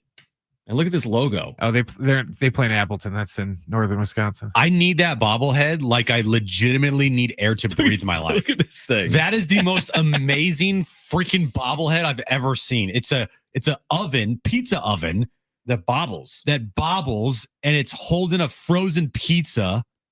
And what is that? Is that cheese falling out of the oven? Yeah, that's also looks like snow. Yeah. Oh, because it's frozen pizzas. Yes, John. That's smart. Dude, we need to go to this. First 1,000 fans, I am there. We're going. I need that. We're going to Appleton. All right, let's get to it.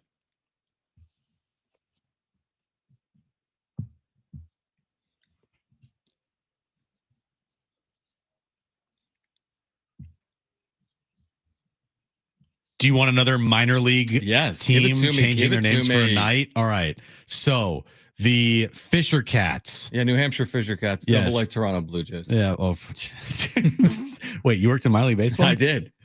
Well, they are, for a night, pairing the history of New Hampshire taters and alien abduction with their latest alternative identity. Smart.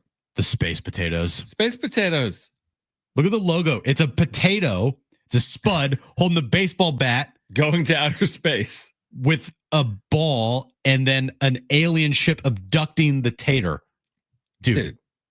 We both said, dude. I'm obsessed. What do you think about the Hartford Thunder Chickens? I need it. For the upcoming season. I need it. Or the Hartford Leaf Peppers. I need it. I know, Leaf Peepers. I don't care. I need it. Yeah, I know. I need everything. I need all of it. I know. I need the chicken tenders. I need the frozen pizzas. I need the Leaf Peepers. I need the spud, the space spuds. That's what I'm saying. Every minor league team is in on the act. Like changing their name for a night. Dude, I think it's pretty cool. Need all of it. What else you got? You go to Starbucks a lot, right, John? I do, actually, yeah. Well, this is going to be an issue at Starbucks if you like any of these 13 drinks. Espresso Frappuccino. Okay. A cafe vanilla frappuccino, a Java chip frappuccino, a white chocolate mocha frappuccino, a chai cream frappuccino, a caramel ribbon crunch cream frappuccino, a double chocolatey chip cream frappuccino. Why are you seeing a theme developing here? A chocolate cookie crumble cream frappuccino, a white chocolate cream frappuccino, an iced matcha lemonade, a white hot chocolate, Royal English breakfast latte, or a honey almond milk flat white, whatever that is. You know what all 13 of these menu items have in common, John? Going by the wayside. They're being eliminated. Starbucks is eliminating all of those menu items at Starbucks. I would say, like, why? I don't know. Starbucks will remove 13, quote, less popular beverages from its menu on March 4th. As a part of efforts to simplify operations and improve efficiency. Okay. When's that going away? I just said March 4th. I wasn't listening. I know you weren't. Okay. Chipotle, John, is giving away free queso daily until February 28th. Chipotle is giving customers a chance to enjoy free queso with their meals for a limited time. What is queso daily? Every day. Let me finish. Okay. Until the 28th of February, guests who order ahead via the Chipotle app or the website can receive a complimentary 4-ounce side of queso or a queso topping by using the code queso25 at checkout. Okay. The offer is available exclusively with purchase of a full-size entree and is valid for online and mobile orders only. Okay. I'm looking at game notes for tonight. Of course you are. Way to listen to the back page. It's okay. By the way, tonight's Aztec game, I wasn't. Were you talking about queso? I like queso. I'm not anti-queso. Everyone likes it. Do you have anything else? I do. What do you have? Wingstop is offering 70-cent boneless wings every Monday and Tuesday, making it easier than ever to satisfy your cravings without breaking the bank. This deal is available at participating locations. So if you're a fan of bold flavors and crispy, saucy wings, mark your calendars and take advantage of the savings. Okay. How much were they? 70 cents? Yes, John. Is that a deal? Because then 10 for $7. Hell yeah, That's dude. a deal? Okay. I feel like back in the day, it was like, get them for a dime. Well, it's not back in the day. It probably was. Yeah, right. It's true. Like in 1900, you could get to a Yankees game gas for a was penny. 20 cents a gallon. Right. You know, back in the day, my soda out of the vending machine cost 50 cents. Now it's like $1.60. I know. Things change. It's tough. Right, Jim? This is why Jim is questioning having a child right now. It's expensive. It is. Not it is. It's the truth. Everything's expensive. It's like you go to the hospital and they're like, you have insurance? Yeah, I do. Oh, by the way, here's a $4,000 check. Right. You're like, wait, I thought I had insurance. Like, right. No, it doesn't cover it all. Doesn't matter. And this IV costs $7,000. That's a true story, by the way. Ridiculous. Yeah, but you didn't pay $7,000 for an IV. You feel like you have a aneurysm in your head. You need a CT scan. $8,000. Exactly. Are you okay? No, I'm not. Tonight's Aztec game against New Mexico will tip off at 8:15. Oh, great. So we got a late night in store at Viejas. Get there, be loud, get in your seats. I'm sure the game on TV won't start until like 8:40 because of the game before it. Technically, the game before it hasn't even started yet. Well, that's because it's not even 6 o'clock. I know. Anyway, Aztecs coming up at 8:15. We'll have pregame coverage beginning just after 7 p.m. So just after 7 p.m. here tonight. If you missed anything, sportssd.com, iHeart Radio app, iTunes, TuneIn Radio, or Spotify. We're back tomorrow. Kevin Acey will be on the show tomorrow as well from Peoria. For Brent and Jim, I'm John. Aztec pregame at 7. This is San Diego Sports 760. Okay, bye. Bye.